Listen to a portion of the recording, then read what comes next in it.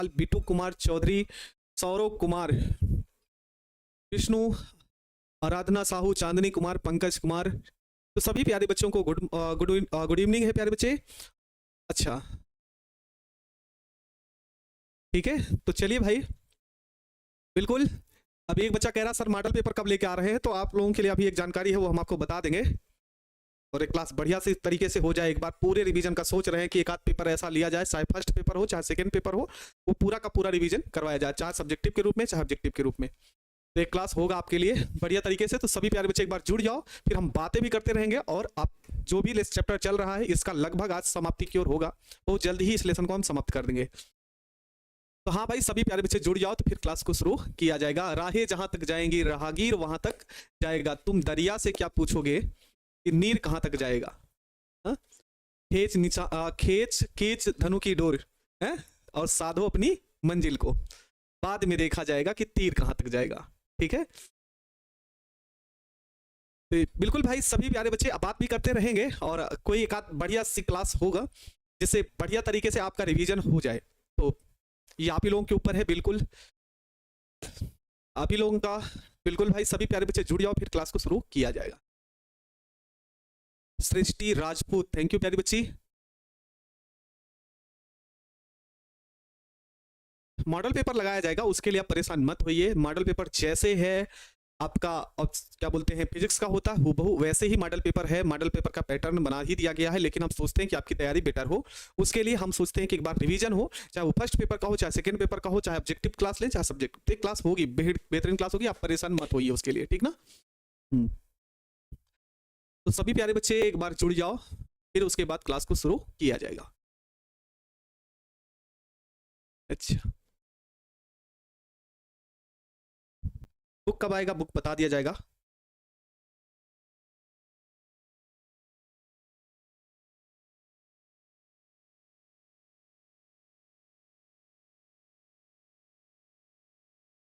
तो चले प्यारे बच्चे, जल्दी से क्लास से जुड़ जाइए, कॉपी पेन लेकर तैयार हो जाइए। आपकी कॉपी और पेन एकदम सामने रख लीजिए, फिर क्लास को शुरू किया जाएगा प्यारे बच्चे,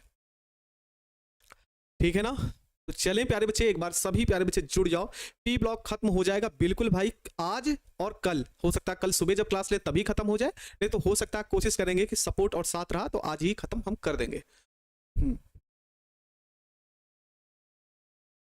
तो सभी प्यारे बच्चे एक बार जुड़ जाओ। कमजोर नहीं है, कोई भी सब्जेक्ट कमजोर नहीं होता, बस आप उसकी केयर नहीं करते। अब जैसे केमिस्ट्री में तमाम बच्चे ऐसे कहते हैं कि सर हाँ केमिस्ट्री में डर लग रहा है, तो डरिए नहीं प्यारे बच्चे, आपको एक मजबूती एक स्तंभ की तरीके से खड़ा करेंगे, आप लगेगा कि हाँ केमिस्ट्री आपकी मजबूत है, तो आप उसके लिए परेशान मत होइए ना। अच्छा है, जो भी होगा वो सारी चीजें आप लोगों को पता चलती रहेंगी। तो प्यारे बच्चे चले क्लास को शुरू किया जाए।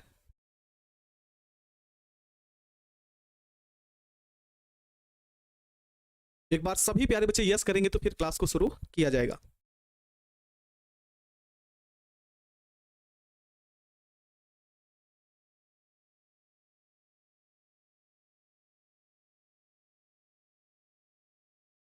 चलिए भाई, सभी प्यारे बच्चे एक बार यस करो, चले फिर क्लास को शुरू किया जाए।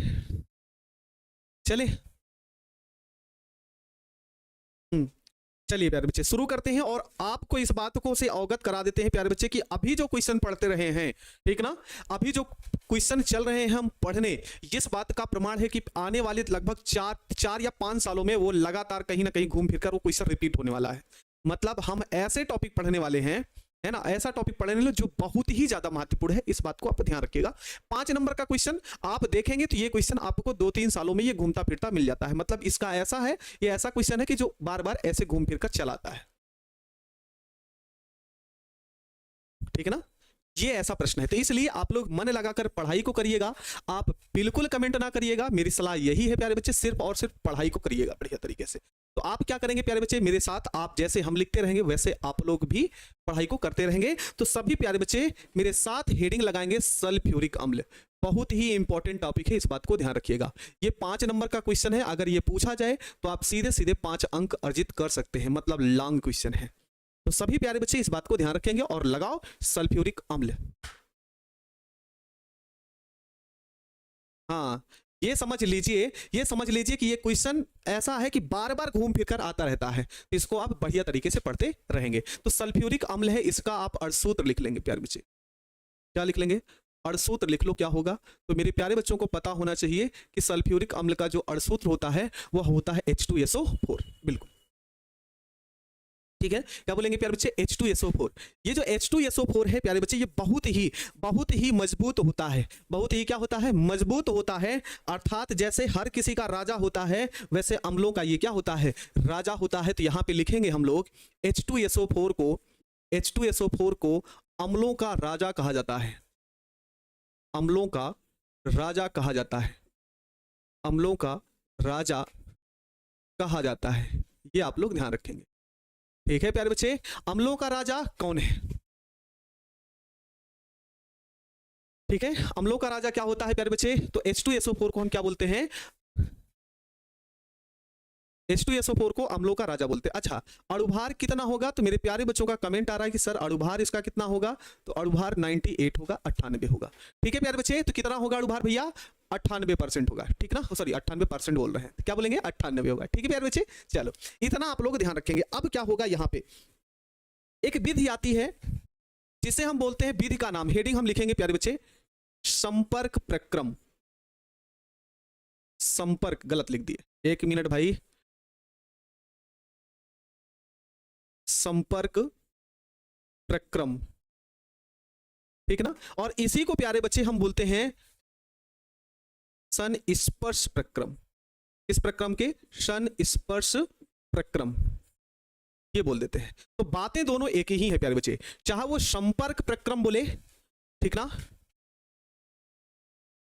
ठीक ना, संपर्क प्रक्रम बोले या संस्पर्श प्रक्रम कहे, दोनों है ना, बातें एक ही हैं, एक ही होंगी प्यारे बच्चे। तो क्या होगा यहां पे आप लोगों को समझना है। तो सल्फ्यूरिक अम्ल का निर्माण यहां पे लिखेंगे प्यारे बच्चे, सल्फ्यूरिक अम्ल का निर्माण, सल्फ्यूरिक अम्ल का निर्माण संपर्क प्रक्रम द्वारा, संपर्क प्रक्रम द्वारा निम्न पदों में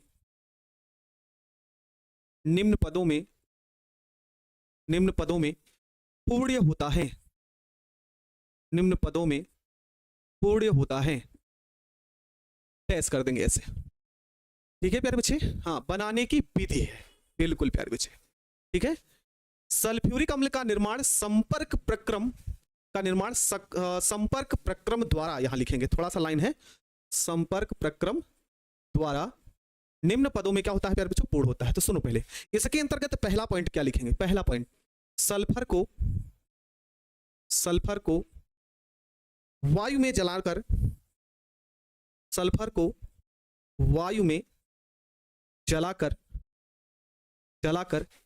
SO2 प्राप्त कर लिया जाता है, या SO2 प्राप्त किया जाता है। ध्यान से समझते चलना, इस बात को याद रखेंगे प्यारे बच्चे, ठीक ना, इस बात को ध्यान रखिएगा। तो पहला पॉइंट क्या हो जाएगा प्यारे बच्चे? सल्फर को वायु में जलाकर क्या प्राप्त किया जाता है? SO2 प्राप्त किया जाता है। तो ध्यान से इसका समीकरण भी लिख लेंगे प्यारे बच्चे, सल्फर हो गया S और वायु O2, और इसको हमने प्यारे बच्चे जला दिया, तो ये प्राप्त हो गया क्या लाडलो? SO2। ठीक है, ये आपका हो जाएगा। ठीक है प्यारे बच्चे, तो ये आपका सल्फर डाइऑक्साइड गैस प्राप्त होगा। अच्छा, अब इसका दूसरा पॉइंट सुनो, इसका दूसरा पॉइंट क्या लिखना है हमको, ठीक ना, V2O5 उत्प्रेरक की उपस्थिति में, उत्प्रेरक की उपस्थिति में ऑक्सीजन के साथ, ऑक्सीजन के साथ अभिक्रिया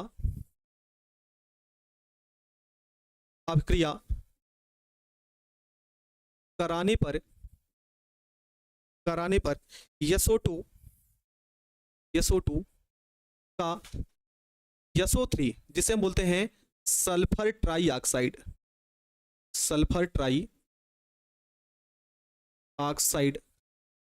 SO2 सल्फर ट्राइऑक्साइड में परिवर्तित हो जाता है,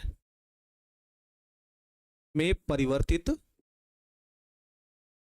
हो जाता है।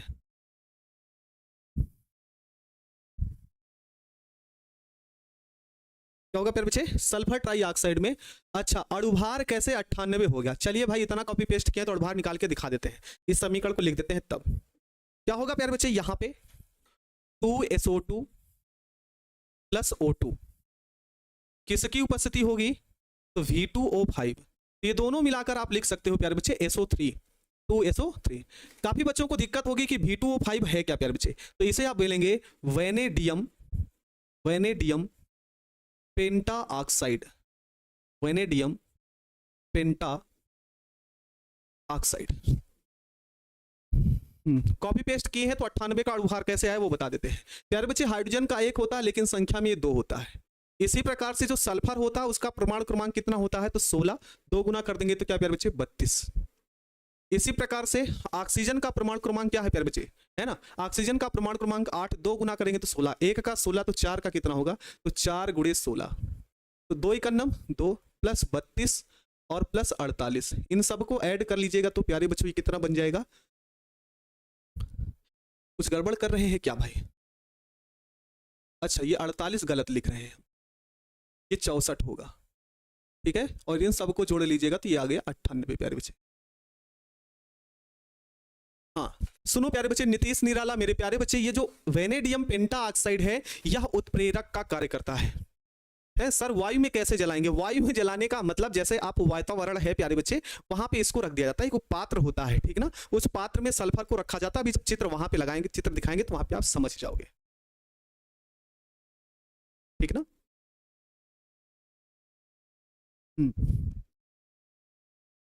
ये आपको ध्यान रखना है प्यारे बच्चे, बिल्कुल ठीक ना। ये एक प्रकार का क्या है प्यारे बच्चे? उत्प्रेरक का कार्य करता है। तो यहाँ पे दूसरा पॉइंट हो गया। इसका तीसरा पॉइंट क्या होगा? लास्ट इसमें का तीसरा पॉइंट लिखते हैं प्यारे बच्चे। तीसरा पॉइंट क्या होगा? सल्फर ट्राइऑक्साइड SO3 को H2SO4 सल्फ्यूरिक अम्ल में अवशोषित करके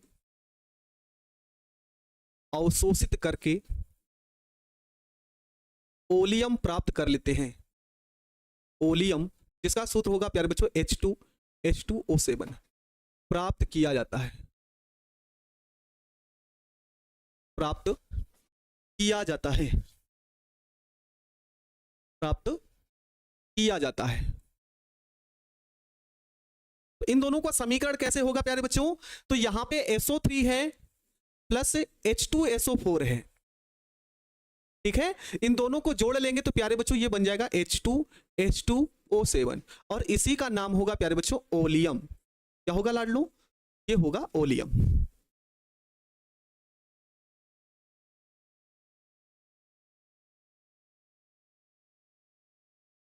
ठीक है। अब देखो यहां पे क्या प्यारे बच्चे, जो ओलियम है इसका कार्य क्या होता है? इसमें कैसे कार्य करेंगे? H2SO4 तो प्राप्त करना है ना, तो ओलियम नहीं बनाना, तो क्या बोलेंगे प्यारे बच्चे?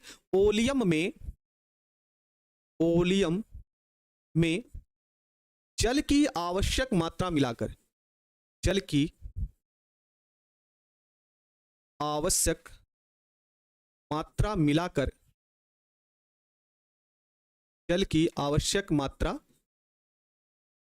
मिलाकर H2SO4 सल्फ्यूरिक अम्ल मिलाकर H2SO4 प्राप्त कर लिया जाता है, क्या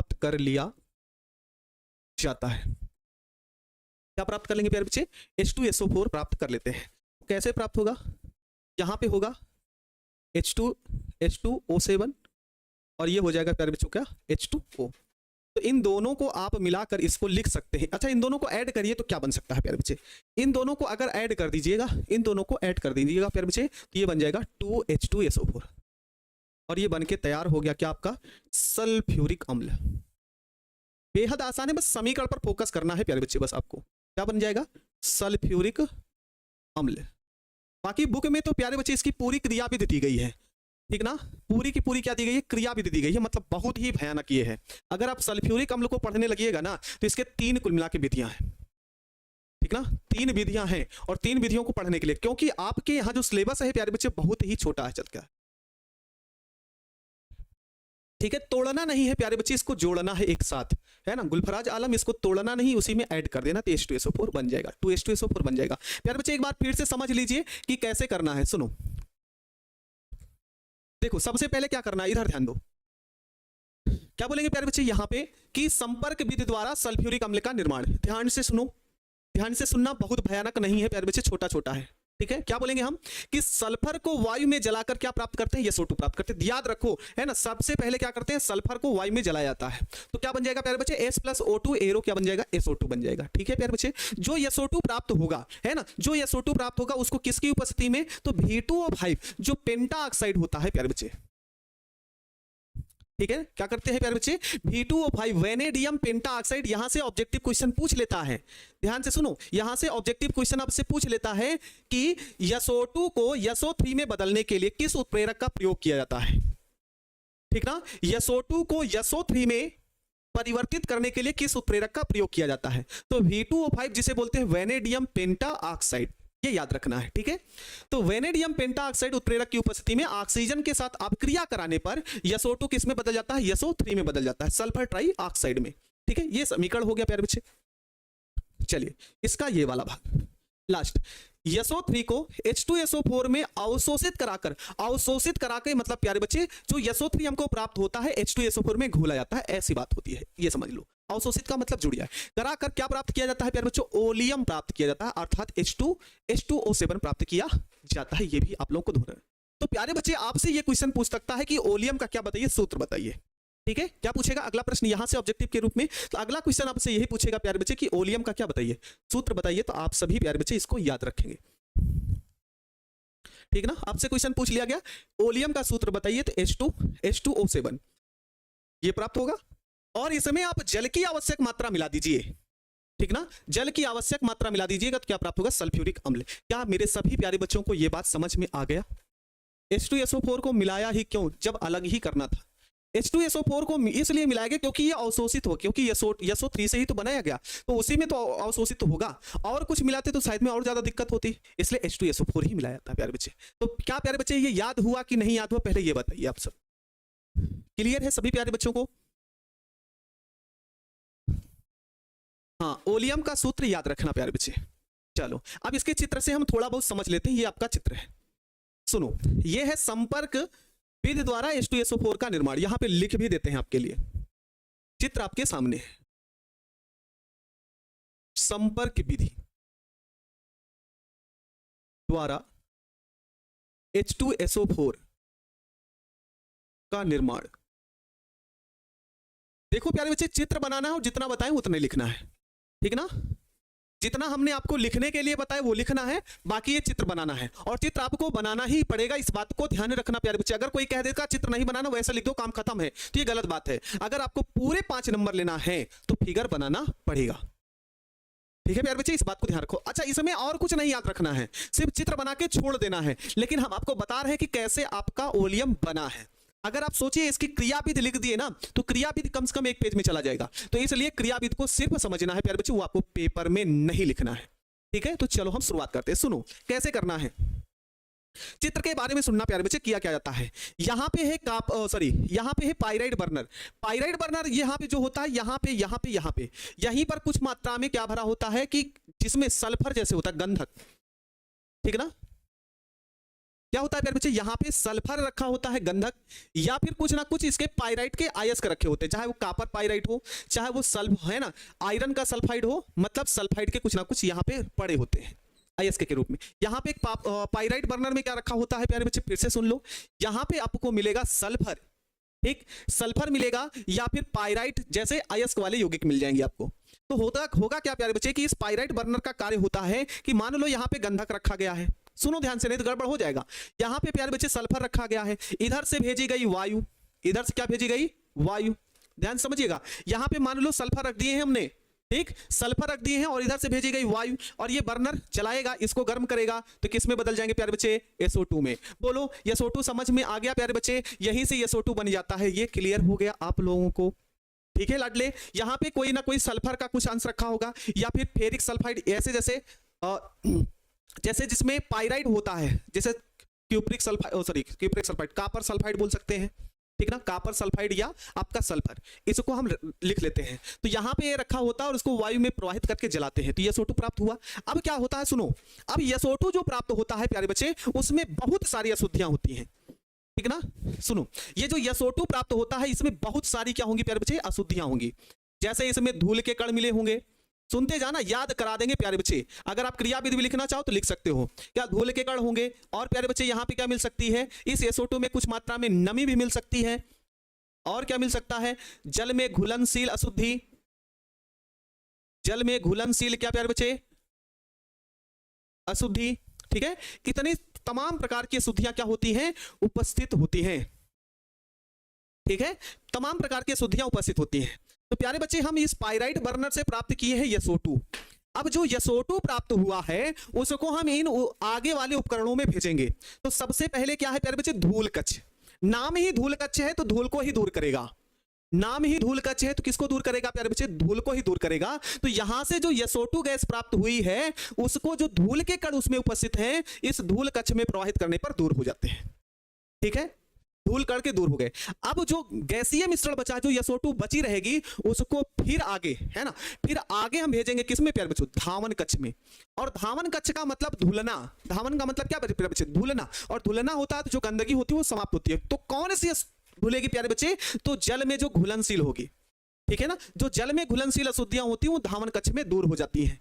इतना समझ गए। आगे, अब आगे बचा है नमी, क्या बचा है, नमी, और हम इसको भेजते हैं किसमें, शुष्कन कक्ष में, मतलब शुष्क करने के लिए भेजा जाता है। जो नमी आदि लग चुकी होगी SO2 गैस में, ठीक है ना, जो नमी आदि गैस लगी चुकी होंगी, नमी आदि, उसको शुष्कन कक्ष में प्रवाहित करके दूर किया जाता है। तो SO2 गैस यहां पे भेजा जाता है तो उसमें जो नमी की अशुद्धियां होती हैं प्यारे बच्चे, नमी यहां से दूर कर ली जाती है, क्योंकि ऊपर से गिराया जाता है क्या प्यारे बच्चों, H2SO4, और H2SO4 नमी का अच्छा अवशोषक होता है, तो नमी को खींच लेता है, सिर्फ बचती है SO2।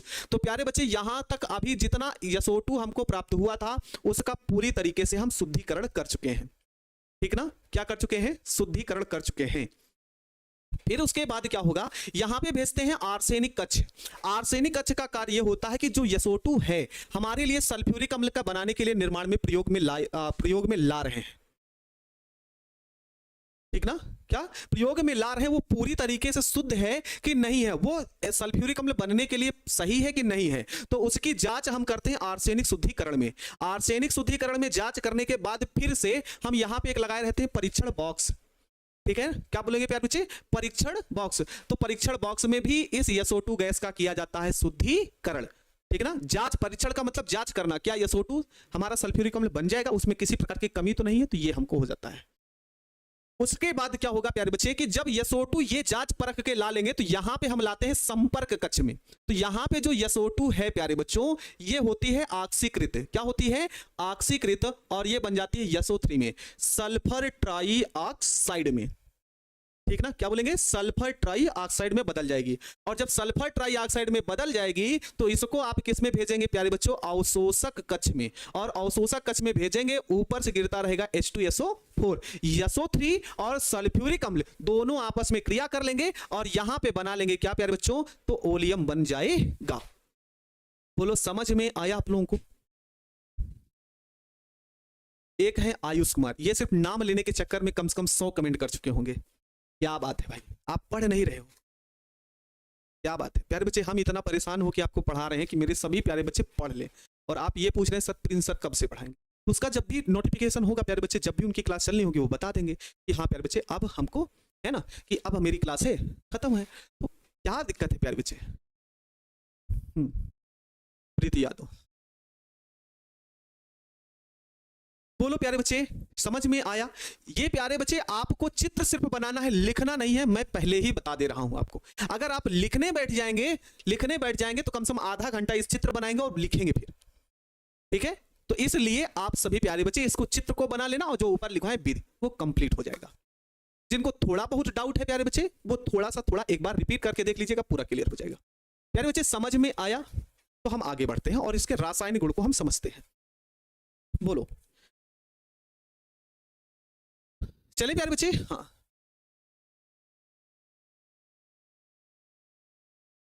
गुलफराज आलम क्रियाविद नहीं लिखना प्यारे बच्चे, हम अभी भी बता दे रहे हैं फिर से। आपको ऊपर के 3 पॉइंट लिखवाएं उसको लिखना है और फिर चित्र बनाना है, और बाकी कुछ नहीं लिखना उसके बारे में। गैस को धोया नहीं जाता, जो उसमें अशुद्धि मिली जाती है उसको धोया जाता है। चलो आप सभी प्यारे बच्चे हेडिंग लिखो भौतिक गुण। हेडिंग लिखिए सभी प्यारे बच्चे भौतिक गुण।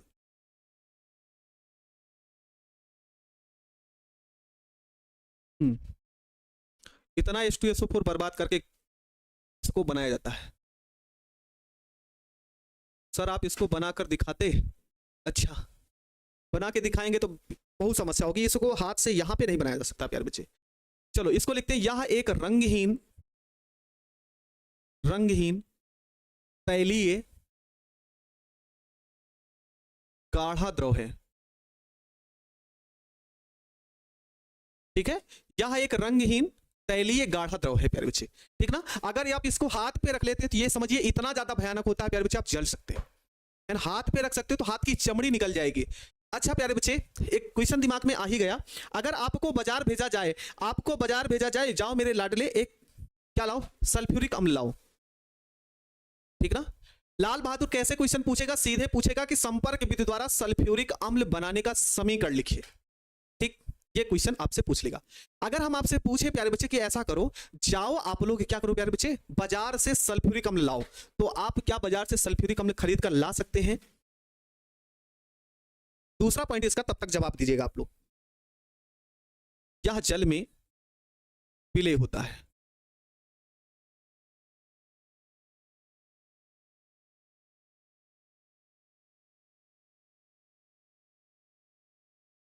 हाँ, नहीं मिलता है, मिलता है प्यारे बच्चे, है ना। अभी आपको बताएंगे ना तो आप बोलेंगे सर हाँ ये तो मिलता है। अगला पॉइंट लिखेंगे, यह ऊष्मा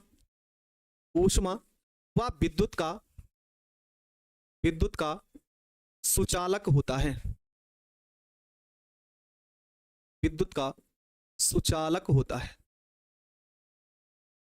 ठीक है। हाँ, एक बोल रहा है बैटरी का पानी ना लाडले बैटरी का पानी अलग है। ये मच्छर परेशान कर रहा है, एक हत्या करवाएगा लगता है ना। एक मच्छर परेशान कर रहा है, लगता है हत्या करना चाहता है। सुनो, तेजाब का नाम सुने होंगे, क्या प्यारे बच्चे, तेजाब। बैटरी वाला पानी नहीं प्यारे बच्चे, ठीक है। इन्वर्टर बैटरी का पानी नहीं प्यारे बच्चे, तेजाब है, ठीक ना। हाँ ठीक है, तेजाब मार्केट में जाइएगा तो आप बोलिएगा कि सर हमको तेजाब दे दीजिए, तो वो मिल जाएगा, लेकिन सल्फ्यूरिक अम्ल बोलने जाइएगा तो नहीं देगा वो, ठीक है। इस बात को ध्यान रखेंगे। तेजाब मूवी भी देखे होंगे, गंगा जल मूवी देखे होंगे आप लोग ना। हाँ, तो ये होता है। ये 3 पॉइंट आप लोग इसके याद रखेंगे प्यारे बच्चे।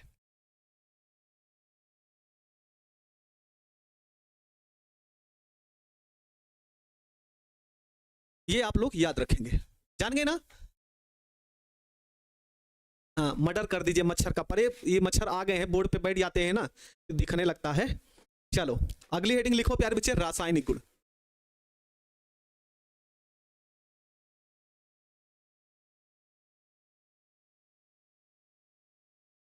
हेडिंग लिखो प्यारे बच्चों, रासायनिक गुण।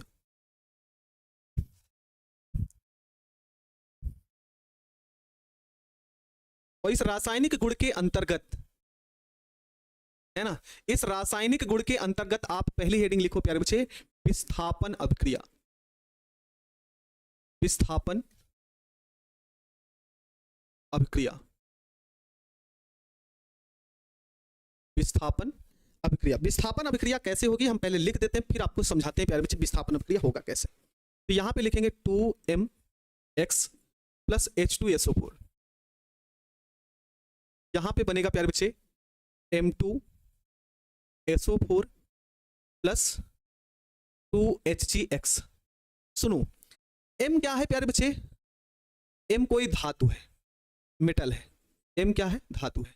अच्छा, X के स्थान पर क्या क्या लिख सकते हैं प्यारे बच्चे, X के स्थान पर क्या क्या लिख सकते हैं, ठीक ना। X के स्थान पर आप Cl लिख सकते हो, Br लिख सकते हो, NO3 लिख सकते हो, आदि ETC का प्रयोग कर सकते हैं, ठीक ना। इन सब चीजों का प्रयोग आप कर सकते हैं। अब समीकरण कैसे बनाओगे प्यारे बच्चे, है ना। धातु में आप क्या क्या लिखना चाहते हो तो वो आपके ऊपर है। धातु में क्या प्रयोग करते हैं ये आपके ऊपर है प्यारे बच्चे। अगर हम धातु के रूप में सोडियम भी प्रयोग कर सकते हैं, पोटेशियम भी प्रयोग कर सकते हैं, कैल्शियम का भी प्रयोग कर सकते हैं, मैग्नीशियम का प्रयोग कर सकते हैं, ETC आदि। ये आपके ऊपर है प्यारे बच्चे, आप कौन सी धातु प्रयोग करना चाहते हो। देखो एक समीकरण से आप जितना समीकरण मन करे वैसे बना लो, है ना, जितना मन करे उतना आप समीकरण बना सकते हो। वहां पे प्यारे बच्चे जो है एक्स हेलोजन तत्व है, यहाँ पे हेलोजन तत्व नहीं लिखा गया। हेलोजन का यहाँ पे जो एक्स बराबर हमने लिखा है उसमें वो भाग आते हैं, ठीक ना, ClBrIF तो होता ही है, ठीक ना, ClBrIF तो होता ही है। उसके अतिरिक्त भी जो ऋणायन वाले भाग होते हैं, जैसे NO3 मान लिया गया, CN में लग गया, ऐसे भी कुछ कर सकते हैं। गुरुजी कास्टिक सोडा क्या होता है, NaOH कास्टिक सोडा होता है। चलो प्यारे बच्चे हम समीकरण लिखना देखते हैं। यहाँ पे 2 है तो हमने लिखा 2, M के स्थान पे मान लो प्यारे बच्चे Na लिख लिया गया, M के स्थान पे क्या लिखा Mn, M के स्थान पे Na लिखा, X के स्थान पर क्या लिखेंगे प्यारे बच्चों Cl, प्लस ये हो गया H2SO4, प्लस क्या हो गया प्यारे बच्चों H2SO4। तो उधर क्या बनेगा, इधर क्या बनेगा प्यारे बच्चे, तो इसको आप लिख सकते हो 2Na single bond 2Cl plus H2SO4। डिब्बा बना लेना चाहिए आप लोगों को आसानी से। तो 2H और 2Cl मिलकर बनाएगा 2HCl, और ये 2Na और SO4 मिलकर बनाएगा प्यारे बच्चों Na2SO4। बोलो प्यारे बच्चे कितना आसान है, बना लेंगे आप लोग, ठीक है, ये बना लेंगे। तो इसी प्रकार से प्यारे बच्चे हम और समीकरण लिखते हैं। तो भाई K के स्थान पर आप Na के स्थान पर K लिखकर बना सकते हैं, तो हम Ca का प्रयोग करते हैं।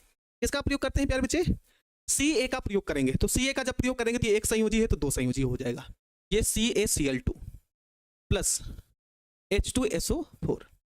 ये तो और भी आसान है ना, इतना भाग निकल जाएगा। ये बन जाएगा प्यारे बच्चे 2HCl प्लस CaSO4, ऐसा भी कर सकते हैं। चलिए आपसे एक क्वेश्चन हम पूछते हैं, ये आप लोग लिख के बताओगे। यहां पे हम लिख रहे हैं प्यारे बच्चे, क्या लिख रहे हैं, समीकरण NaNO3 प्लस H2SO4। चलो इस समीकरण का प्रतिफल क्या होगा ये बताना है आपको। अगर ये बता दिए तो हम समझ जाएंगे कि आप मेरी बात समझ चुके होंगे और समीकरण भी लिख सकते हैं। Na2X कैसे बताइए ना प्यारे बच्चे, Na2 यहाँ पे जो NO3 लिखे हैं वो ऋणायन भाग के रूप में लिखा गया है, ठीक ना, वो वहां पे X वाला नहीं है प्यारे बच्चे। यहाँ पे ये वाला बताओ क्या है, इस वाले समीकरण के बारे में बता दो तो हम जान जाएंगे कि आप मेरे द्वारा ये बताए गए समीकरण सॉल्व कर लेंगे। आप जल्दी से बता दीजिए,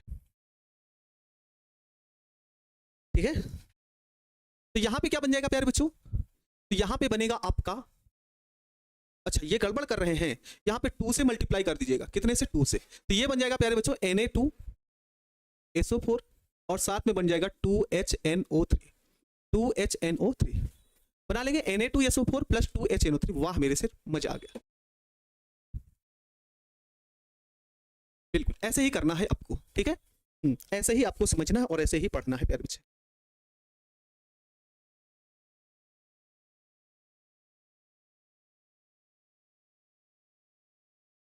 बोलो समझ में आ गया। चलिए आगे बढ़ते हैं हम लोग। आगे क्या होगा प्यारे बच्चे, निर्जलीकारक गुण, निर्जलीकारक गुण, निर्जलीकारक गुण। अब निर्जलीकारक क्या है, अब ये तो ऐसे क्वेश्चन 60 में ऐसे ही क्वेश्चन पूछ सकता है। सुनो यहां से 2 क्वेश्चन पूछ सकता है, द्विविस्थापन, विस्थापन तो विस्थापन है, वो चाहे द्विविस्थापन हो चाहे विस्थापन हो प्यारे बच्चे, ठीक है। विस्थापन अभिक्रिया की बात हो रही है, तो विस्थापन चाहे सामान्य रूप से बोलो चाहे द्विविस्थापन, दोनों समान चले जाए। बस ये है कि जब आप हाई स्कूल में पढ़ते हैं तो वहां द्विविस्थापन और विस्थापन दोनों में अंतर होता है, ये हम जानते हैं। डिफिनीशन लिखना भूल गए, डिफिनीशन की बहुत ज्यादा जरूरत ना थी प्यारे बच्चे।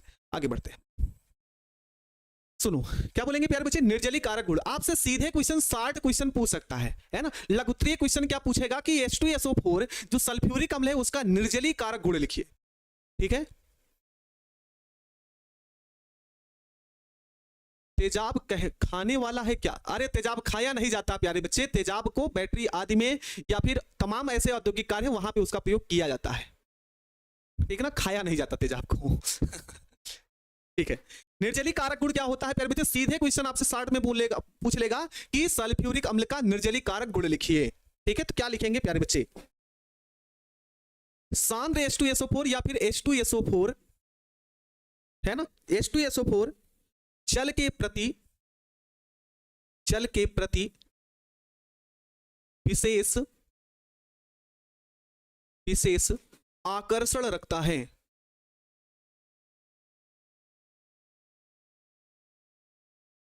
विशेष आकर्षण, विशेष आकर्षण रखता है।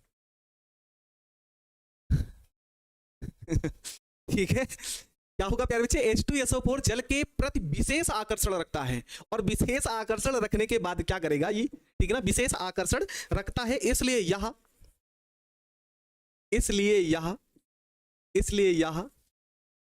है ना, इसलिए यह जलयुक्त यौगिक से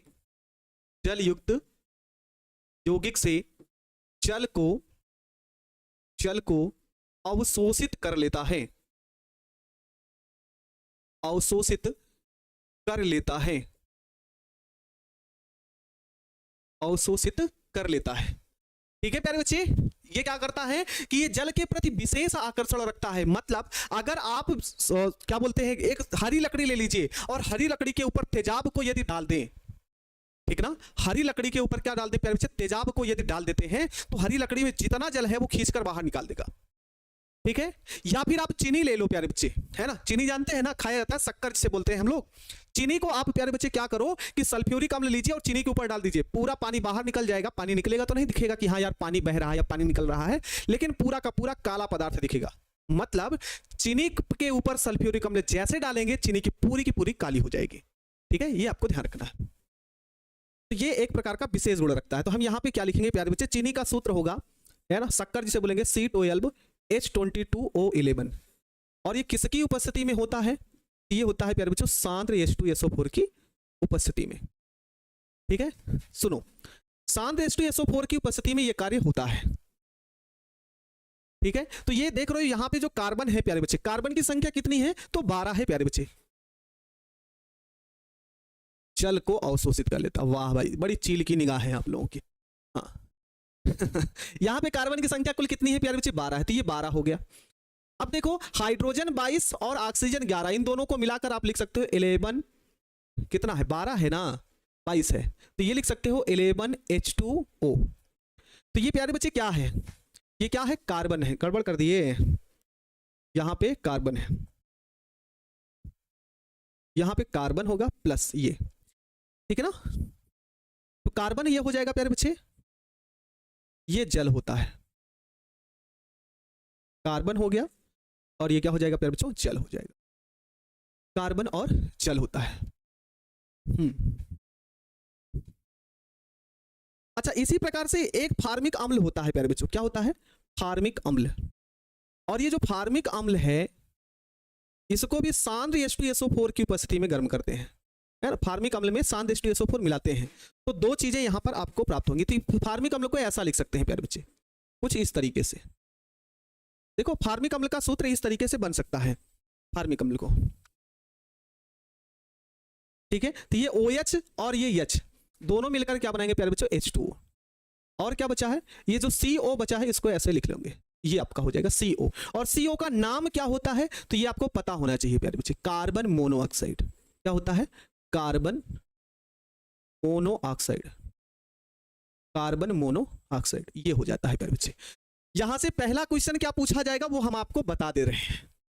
हाँ, मेरे सभी भाइयों और बहनों को तेजाब पीने का घर पर दावत है। अरे और कुछ खिलाओ पिलाओ अपने भाइयों को, हाँ, और कुछ खिलाओ पिलाओ कि तेजाब ही खिलाना पिलाना है आप लोगों को, ये बताओ। मतलब सीधे उनको स्वर्गवासी बनाना चाहते हो, हाँ, सीधे स्वर्गवासी बना देना चाहते हो तेजाब पिलाकर।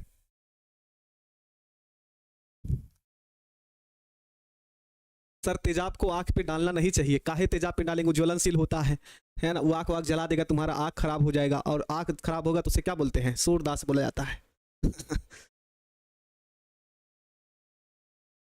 अच्छा स्वर्गवासी नहीं, नरकवासी, अच्छा। ठीक है प्यारे बच्चे, बोलो ये क्लियर है। देखो यहां से दो क्वेश्चन, यहां से अगर क्वेश्चन पूछता 60 क्वेश्चन लिख देते हैं प्यारे बच्चे। सल्फ्यूरिक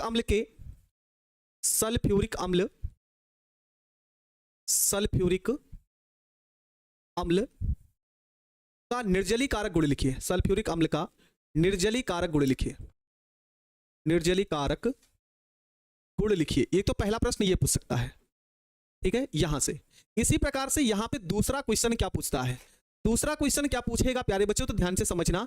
बोलेगा सांद्र H2SO4 की उपस्थिति में, सांद्र H2SO4 की उपस्थिति में चीनी काली क्यों पड़ जाती है, काली क्यों पड़ जाती है,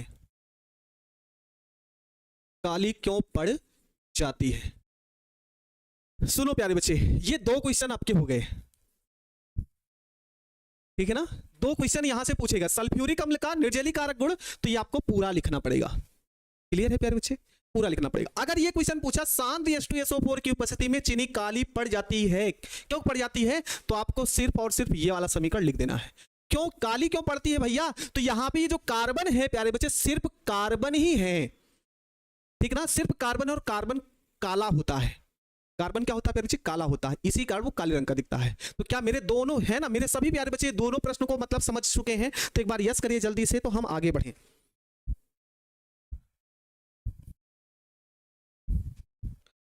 बोलो दोनों क्वेश्चन क्लियर, हाँ दोनों का जवाब दे दिए ना प्यारे बच्चे, भूलना नहीं, ठीक ना। चलो अगली हेडिंग आप सभी लिखोगे। अगली हेडिंग क्या है, पॉइंट है प्यारे बच्चे। अगला इसी में तीसरा पॉइंट, तीसरा समीकरण, बस इसके बाद भौतिक गुण और रासायनिक गुण खत्म, उपयोग लिखेंगे और हम अगले टॉपिक की ओर बढ़ जाएंगे। तो क्या लिखेंगे, धातु एवं अधातु, तीसरा पॉइंट है प्यारे बच्चे, धातु एवं अधातु, धातु एवं अधातु दोनों, धातु एवं अधातु दोनों सल्फ्यूरिक अम्ल से ऑक्सीकृत हो जाते हैं, सल्फ्यूरिक अम्ल से ऑक्सीकृत हो जाते हैं, ऑक्सीकृत हो जाते हैं, तथा स्वयं H2SO4, तथा स्वयं H2SO4 SO2 में अपचयित हो जाता है, SO2 में अपचयित हो जाता है, SO2 में क्या हो जाता है प्यारे बच्चों, अपचयित हो जाता है, ठीक है। तो कैसे लिखेंगे, धातु के साथ, तो ये हो गया कॉपर प्लस 2H2SO4, कॉपर हो गई धातु, और इसकी क्रिया हमको किसके साथ लिखनी है, H2SO4 के साथ लिखनी है। तो कैसे लिखा जाएगा, ध्यान से समझो, इस H2SO4 का ही काम है प्यारे बच्चे। इस H2SO4 को लिखो ना, एक H2 और दूसरा SO4, दूसरे H2 को लिखोगे H2SO4 को, तो H2 लिखो, फिर लिखो SO2 और O2। मेरी तरीके से समझ जाओ प्यारे बच्चे, विश्वास मानो, समीकरण को ऐसे सॉल्व कर लोगे। ऑक्सीकृत हो जाने का मतलब, ऑक्सीकरण होता है तो ऑक्सीजन का जुड़ना लिखा जाता है। सर थ्योरी लिखिए पहले, सर देख तो दिए, सुनो। इस H2SO4 को क्या लिखेंगे, H2 सिंगल बॉन्ड SO4, दो H2SO4 है तो उसको लिखे हमने H2SO4, और दूसरे को हमने लिखा H2SO2 और O2। ये सिर्फ समझने के लिए हम ऐसा लिख सकते हैं प्यारे बच्चे, क्या करेंगे, समझने के लिए लिख सकते हैं। तो सुनो, अब इधर बनेगा क्या, इधर बनेगा क्या प्यारे बच्चे, ध्यान से सुनो। यहाँ पे कॉपर है, यहाँ पे सल्फर SO4 है, कॉपर और SO4 दोनों मिलकर बनाएगा CuSO4। क्या मिलकर बनाएंगे, CuSO4।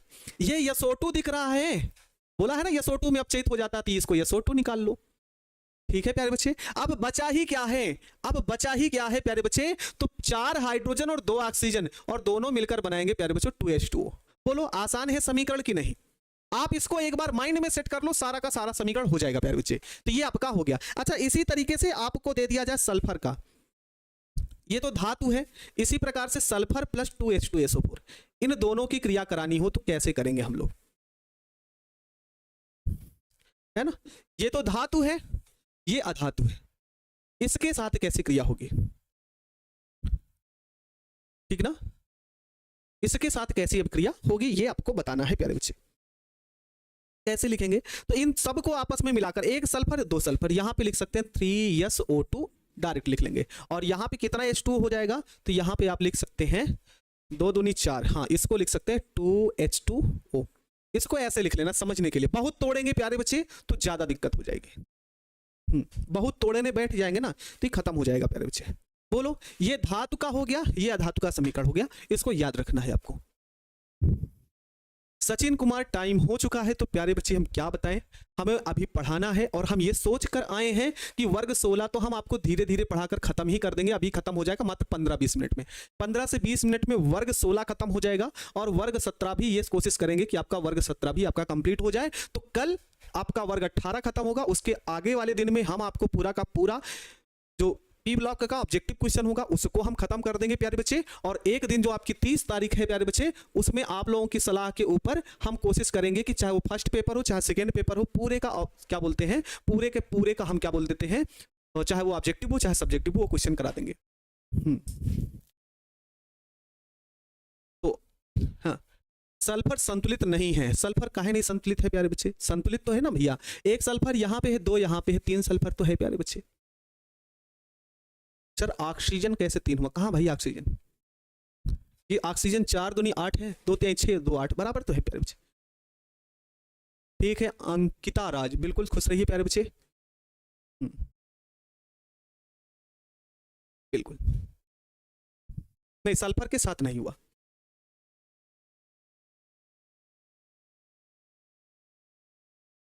आगे हम आगे लिखेंगे प्यारे बच्चे इसका भौतिक गुण, सॉरी भौतिक गुण तो लिख चुके हैं, उपयोग क्या होगा, उपयोग। मैथ का भी तो क्लास होगा, जब होगा, अभी वो नहीं है, ठीक ना, फिजिक्स वाली क्लास नहीं होगी आज। उपयोग में क्या क्या लिखेंगे प्यारे बच्चे, ये ध्यान दो। पेट्रोलियम के शोधन में, पहला पॉइंट, पेट्रोलियम के शोधन में, पेट्रोलियम के शोधन में उपयोग में पहला पॉइंट, पेट्रोलियम के शोधन में। दूसरा किसके रूप में कार्य करेंगे प्यारे बच्चे इसका, तो अपमार्जक उद्योग में, डिटर्जेंट आदि बनाने में भी इसका प्रयोग किया जाता है। तो क्या लिखेंगे प्यारे बच्चे, अपमार्जक बनाने में, अपमार्जक बनाने में। अच्छा, इसका तीसरा पॉइंट क्या होगा प्यारे बच्चे, तो विस्फोटक पदार्थ बनाने में, विस्फोटक पदार्थ बनाने में, विस्फोटक पदार्थ बनाने में। और चौथा पॉइंट ये होगा प्यारे बच्चे, प्रयोगशाला में, प्रयोगशाला में अभिकर्मक के रूप में, प्रयोगशाला में अभिकर्मक के रूप में, प्रयोगशाला में अभिकर्मक के रूप में, डिटर्जेंट बनाने में, प्लेटिंग के लिए, धातुओं की सफाई करने में, लुगदी और कागज व्यवसाय में, प्रयोगशाला में, ये सब सारी ठीक है। ये क्लियर हो गया। तो प्यारे बच्चे ये खत्म हो गया आपका सल्फ्यूरिक अम्ल का निर्माण, ठीक ना, क्या हो गया प्यारे बच्चे, सल्फ्यूरिक अम्ल का निर्माण समाप्त हो गया पूरी तरीके से।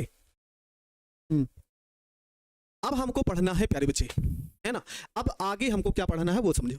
अच्छा, ये तो नहीं लगता है कि हम बहुत ज्यादा आपको बहुत तेज से पढ़ा रहे हैं, बहुत तेज से भी नहीं पढ़ा रहे, बहुत धीरे धीरे पढ़ा रहे हैं, पूरा समझने का मौका देते हैं, पूछते भी रहते हैं, ये नहीं बिल्कुल महसूस होते कि आप ऑनलाइन पढ़ रहे हैं। मतलब हम ऐसा महसूस कराने की पूरी कोशिश करते हैं कि आप मेरे सामने बैठे हैं और हम आपको पढ़ा रहे हैं, ठीक है, आप मेरे सामने बैठे और हम आपको पढ़ा रहे हैं, ऐसे फील हम पूरी कोशिश करते हैं कि आप मेरी बातों को समझें, ठीक ना। ये नहीं कि जल्दी से लिखे मिटाए खत्म किए, पूरा का पूरा समझते हुए चलते हैं, है ना। आपको टाइम भी कर है ना, लिखने का भी टाइम दे रहे हैं कि आप आराम से लिखो, समझो, फिर आगे बढ़ो, ठीक है ना, उसमें किसी को किसी प्रकार की दिक्कत नहीं होनी चाहिए प्यारे बच्चे। चलो अब देखो एक पॉइंट और बचा, यहां से आपके विकल्प वाले क्वेश्चन पूछे जाते हैं। तो हेडिंग बनाएंगे प्यारे बच्चे, सल्फर के ऑक्सी अम्ल, सल्फर के ऑक्सी अम्ल, हेडिंग बना लो प्यारे बच्चे, सल्फर के ऑक्सी अम्ल। तो यहां पे लिखेंगे प्यारे बच्चों सल्फ्यूर, है ना, सल्फर क्या लिखेंगे, सल्फर के ऑक्सी अम्ल, ठीक ना। सल्फर के ऑक्सी अम्ल के बारे में लिखते हैं, सल्फर के कुछ, सल्फर के कुछ महत्वपूर्ण, महत्वपूर्ण ऑक्सी अम्ल, ऑक्सी अम्ल निम्नलिखित हैं, निम्नलिखित है। यहां से आपको क्वेश्चन विकल्प वाला देखने को मिल सकता है प्यारे बच्चे, इस बात को ध्यान रखेंगे। शोधन का मतलब शुद्धिकरण, अभिकर्मक का प्रयोग जो रासायनिक अभिक्रियाओं में प्रयुक्त होते हैं बंध को तोड़ने के लिए, वहां से आपको पता चल जाएगा, ठीक ना, अभिकर्मक आपको बताया गया होगा। सुनो, सल्फर के कुछ महत्वपूर्ण ऑक्सी अम्ल निम्न है, तो निम्नलिखित है, तो पहला कौन सा है प्यारे बच्चे, तो पहला तो आता है सल्फ्यूरिक अम्ल। क्या होता है प्यारे बच्चों, सल्फ्यूरिक अम्ल पहला ऑक्सी अम्ल क्या होता है प्यारे बच्चों? सल्फ्यूरिक अम्ल। तो सल्फ्यूरिक अम्ल में हमको क्या क्या सारी चीजें याद रखनी वो ध्यान देना है। तो यहाँ पे आप अणसूत्र इसका लिखेंगे, अणसूत्र, फिर उसके बाद इसकी लिखेंगे हम लोग ऑक्सीकरण संख्या। क्या लिखेंगे प्यारे बच्चे? ऑक्सीकरण संख्या। फिर उसके बाद हमको याद रखना है इसकी क्षारकता। याद रखना है प्यारे बच्चे, क्षारकता। अच्छा प्यारे बच्चे, H2SO4 का सूत्र क्या होता है? सॉरी, H2SO4 बोल ही दे रहे हैं भैया। सल्फ्यूरिक अम्ल का सूत्र होगा H2SO4। सल्फ्यूरिक अम्ल का सूत्र क्या होता है? H2SO4। हमको इसकी संरचना भी बना के दिखानी है, तभी हम क्षारकता निकाल सकते हैं, अन्यथा क्षारकता नहीं निकाल सकते। ये भी हमने आपको बता रखा है। तो H2SO4 बनाओगे तो प्यारे बच्चे यहाँ पे ऐसा समझो, हाइड्रोजन का परमाणु क्रमांक 1, तो कितना इलेक्ट्रॉन? एक ही इलेक्ट्रॉनिक विन्यास एक ही होगा। इसी प्रकार से सल्फर होता है, इसका परमाणु क्रमांक 16 होता है। तो मेरे प्यारे बच्चे आप लोग ध्यान रखना, 2, 8 और कितना? 6, मतलब बाह्यतम कोश में 6 इलेक्ट्रॉन होते हैं। इसी प्रकार से ऑक्सीजन जो होता है उसका परमाणु क्रमांक 8 को होता है, तो ये हो जाएगा 2 और 6। इनमें जो प्यारे बच्चे है ना, इनमें जो सल्फर है यह अष्टक नियम का पालन नहीं करता। अष्टक नियम का पालन नहीं करता, यह भी आपको ध्यान रखना है, पालन नहीं करता। मतलब ये जरूरत पड़ने पर अपने कक्षक का प्रसार करता है। अपने कक्षक का क्या करता है प्यारे बच्चों? प्रसार करता है। ये अपने कक्षक के अंदर 8 से ज्यादा इलेक्ट्रॉनों को रख सकता है ना। ये सल्फर अपने के पास अष्टक नियम का पालन करने का मतलब यही होता है, जो 8 अपने बाह्यतम कोश में 8 इलेक्ट्रॉन रखते हुए अष्टक नियम का पालन करते हैं, लेकिन जो 8 से ज्यादा इलेक्ट्रॉन रखते हुए अष्टक नियम का पालन नहीं करते हैं। ये बात को आपको ध्यान रखना है। तो चलिए भैया, संरचना हम लोग बनाते हैं प्यारे बच्चे। ठीक है, संरचना हम लोग बनाते हैं। तो H2SO4 है और यहाँ पे सल्फर है प्यारे बच्चे। इसके बाह्यतम कोश में कितने इलेक्ट्रॉन है? तो मेरे सभी प्यारे बच्चों को पता है कि सर 6 इलेक्ट्रॉन है। तो जब 6 इलेक्ट्रॉन है प्यारे बच्चे, तो आपके पास क्या है? 4 ऑक्सीजन है। और इस ऑक्सीजन के बाह्यतम कोश में कितने इलेक्ट्रॉन है? तो आपको भी ज्ञात है कि सर इसमें भी 6 इलेक्ट्रॉन। तो एक ऑक्सीजन यहाँ पे, दूसरा हम यहाँ पे रख देंगे, तीसरा हम यहाँ पे रख देंगे, और फिर एक ऑक्सीजन यहाँ पे रख देंगे, ऐसे करके। तो प्यारे बच्चों यहाँ पे क्या करेंगे कि हम इसका अष्टक पूरा करने के लिए 2 बंध जोड़ सकते हैं, तभी अष्टक पूरा होगा। इसी प्रकार से यहाँ पे इसका अष्टक पूरा करने के लिए 2 बंध। तो आप देख रहे हैं इस ऑक्सीजन का तो अष्टक पूरा है, अर्थात 8 इलेक्ट्रॉन है, लेकिन सल्फर में कितने हो गए? 6 हैं, 4 जुड़ चुके हैं। तो 6 और 4 कितने हो गए? 10, मतलब 10 इलेक्ट्रॉन। अभी और बढ़ेंगे। इसका अष्टक पूरा करने के लिए 1 इलेक्ट्रॉन की साझेदारी इधर से और 1 इलेक्ट्रॉन की साझेदारी इधर से। तो इसमें आप सोच सकते हो कितना था, अब 10 हो चुके हैं। क्या है? 10 कह ली, कुल 12 इलेक्ट्रॉन है यहाँ पे। अब देखो प्यारे बच्चे, लेकिन इन किनारे वालों का दोनों का अष्टक पूरा नहीं हुआ, तो बचा कितना हाइड्रोजन? 2 हाइड्रोजन। तो एकल बॉन्ड से आप हाइड्रोजन को जोड़ सकते हो। एकल बॉन्ड से क्या करेंगे प्यारे बच्चे? हाइड्रोजन को ऐसे जोड़ देंगे। ये बनकर तैयार हो जाती है H2SO4 की संरचना। किसकी तैयार हो गई प्यारे बच्चों? तो H2SO4 की संरचना। तो इसको आप कुछ इस तरीके से दिखा सकते हो। HO सिंगल बॉन्ड, 2 बंध के साथ O, इधर O और इधर OH। तो क्या प्यारे बच्चे आप इस बात को बता सकते हो? क्या आप बता सकते हो कि इसकी क्षारकता कितनी होगी? बोलिए, क्या आप बता सकते हो इसकी क्षारकता कितनी होगी? जवाब दीजिए आप लोग। क्या इसकी बता सकते हैं क्षारकता कितनी होगी? 2 होगी ना, हमने आपको बताया गया था, है ना। हमने आपको बताया है प्यारे बच्चे, है ना। कैसे ज्ञात करते हैं? OH समूह की संख्या देकर। OH समूह की संख्या देखिए और क्षारकता निकाल लीजिए। तो मेरे प्यारे बच्चे क्षारकता निकालना सीख चुके हैं, और क्षारकता निकालने से एक आध क्वेश्चन टपक जाएगा आपके पेपर में। तो इसलिए आप लोग ध्यान रखना क्षारकता कैसे निकालनी है। तो प्यारे बच्चे कितना आ जाएगा? 2 आ जाएगा। कितनी आएगा? OH की संख्या 2 है, तो यहाँ पे 2 हो जाएगा। अच्छा प्यारे बच्चे, ऑक्सीकरण संख्या निकालनी है। क्या निकालनी है आपको? ऑक्सीकरण संख्या निकालनी है। तो हाइड्रोजन कितना होता है प्यारे बच्चे? 2 होता है। 2 गुणे +1। देखो 2 हाइड्रोजन है तो 2 गुणे +1, क्योंकि हाइड्रोजन जो होता है उसकी ऑक्सीकरण संख्या +1 होती है। सल्फर का ज्ञात करना, इसलिए प्यारे बच्चे हमने मान लिया x। ऑक्सीजन की संख्या कुल 4 है और उसकी ऑक्सीकरण संख्या -2 होती है। फिर से सुन लीजिए क्या बोले हम प्यारे बच्चे? हाइड्रोजन की ऑक्सीकरण संख्या +1 होती है, 2 से मल्टीप्लाई करेंगे तो 2 से गुणा कर देंगे, गुणा कर दिए, प्लस सल्फर का ज्ञात करना, इसलिए प्यारे बच्चे x हो गया। ऑक्सीजन की ऑक्सीकरण संख्या -2, 4 है तो 4 से गुणा करना पड़ेगा, बराबर के 0। सॉल्व कर लो तो 2 × 2 हो जाएगा, प्लस x और प्लस माइनस माइनस ये 8 हो जाएगा। तो x - 6 बराबर के 0।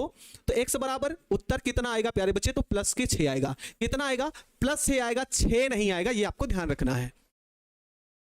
हाँ, h को x नहीं मान सकते, जिसका ज्ञात करना होता है उसी का माना जाता है, सबका नहीं माना जा सकता है।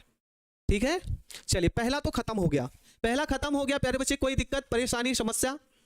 बोलिए ना, कोई दिक्कत परेशानी समस्या आपको नहीं है? चलिए भाई आगे हम देखते हैं। इसका दूसरा अम्ल देखते हैं, और दूसरा है प्यारे बच्चे सल्फ्यूरस अम्ल। दूसरा है प्यारे बच्चे यहाँ पे सल्फ्यूरस अम्ल। सल्फ्यूरस अम्ल, इसमें हमको याद रखना क्या क्या है प्यारे बच्चे, तो अणुसूत्र याद रखना पड़ेगा, ठीक, अणुसूत्र याद रखना पड़ेगा, क्षारकता याद रखनी पड़ेगी प्यारे बच्चों, और साथ में हमको याद रखना पड़ेगा इसकी ऑक्सीकरण संख्या। तो मेरे प्यारे भाई आप सब क्या बोलेंगे, सल्फ्यूरिक अम्ल का सूत्र क्या होता है, तो ये हो जाएगा H2SO3। क्या होगा प्यारे बच्चे, H2SO3 होगा। ठीक है प्यारे बच्चे, हाँ, नो समस्या नो दिक्कत, ठीक ना, हाँ, नो समस्या नो दिक्कत। आगे बढ़ते हैं, इसकी संरचना बनाते हैं प्यारे बच्चे। अच्छा, हम संरचना डायरेक्ट एक तो बता चुके हैं, तो फटाफट बनाते हैं प्यारे बच्चे बिना देरी के। चलो देखते हैं। सल्फर होगा, इसके पास कुल कितने इलेक्ट्रॉन, कुल 6 इलेक्ट्रॉन होते हैं प्यारे बच्चे। तो ये 2 इलेक्ट्रॉन हो गए, एक यहां पे, एक यहां पे, 2 यहां पे, ऐसे हो गए प्यारे बच्चे। कितने ऑक्सीजन है प्यारे बच्चे, तो 3 ऑक्सीजन है। एक ऑक्सीजन यहां पे रख दो, ठीक है, एक ऑक्सीजन यहां पे रख देंगे प्यारे बच्चे। सल्फ्यूरिक अम्ल का सूत्र बताओ, हाँ, समस्या नॉट, टेंशन नॉट प्यारे बच्चे। सल्फ्यूरस अम्ल का सूत्र प्यारे बच्चे हम सही लिखें, एक बार क्लियर करो ना।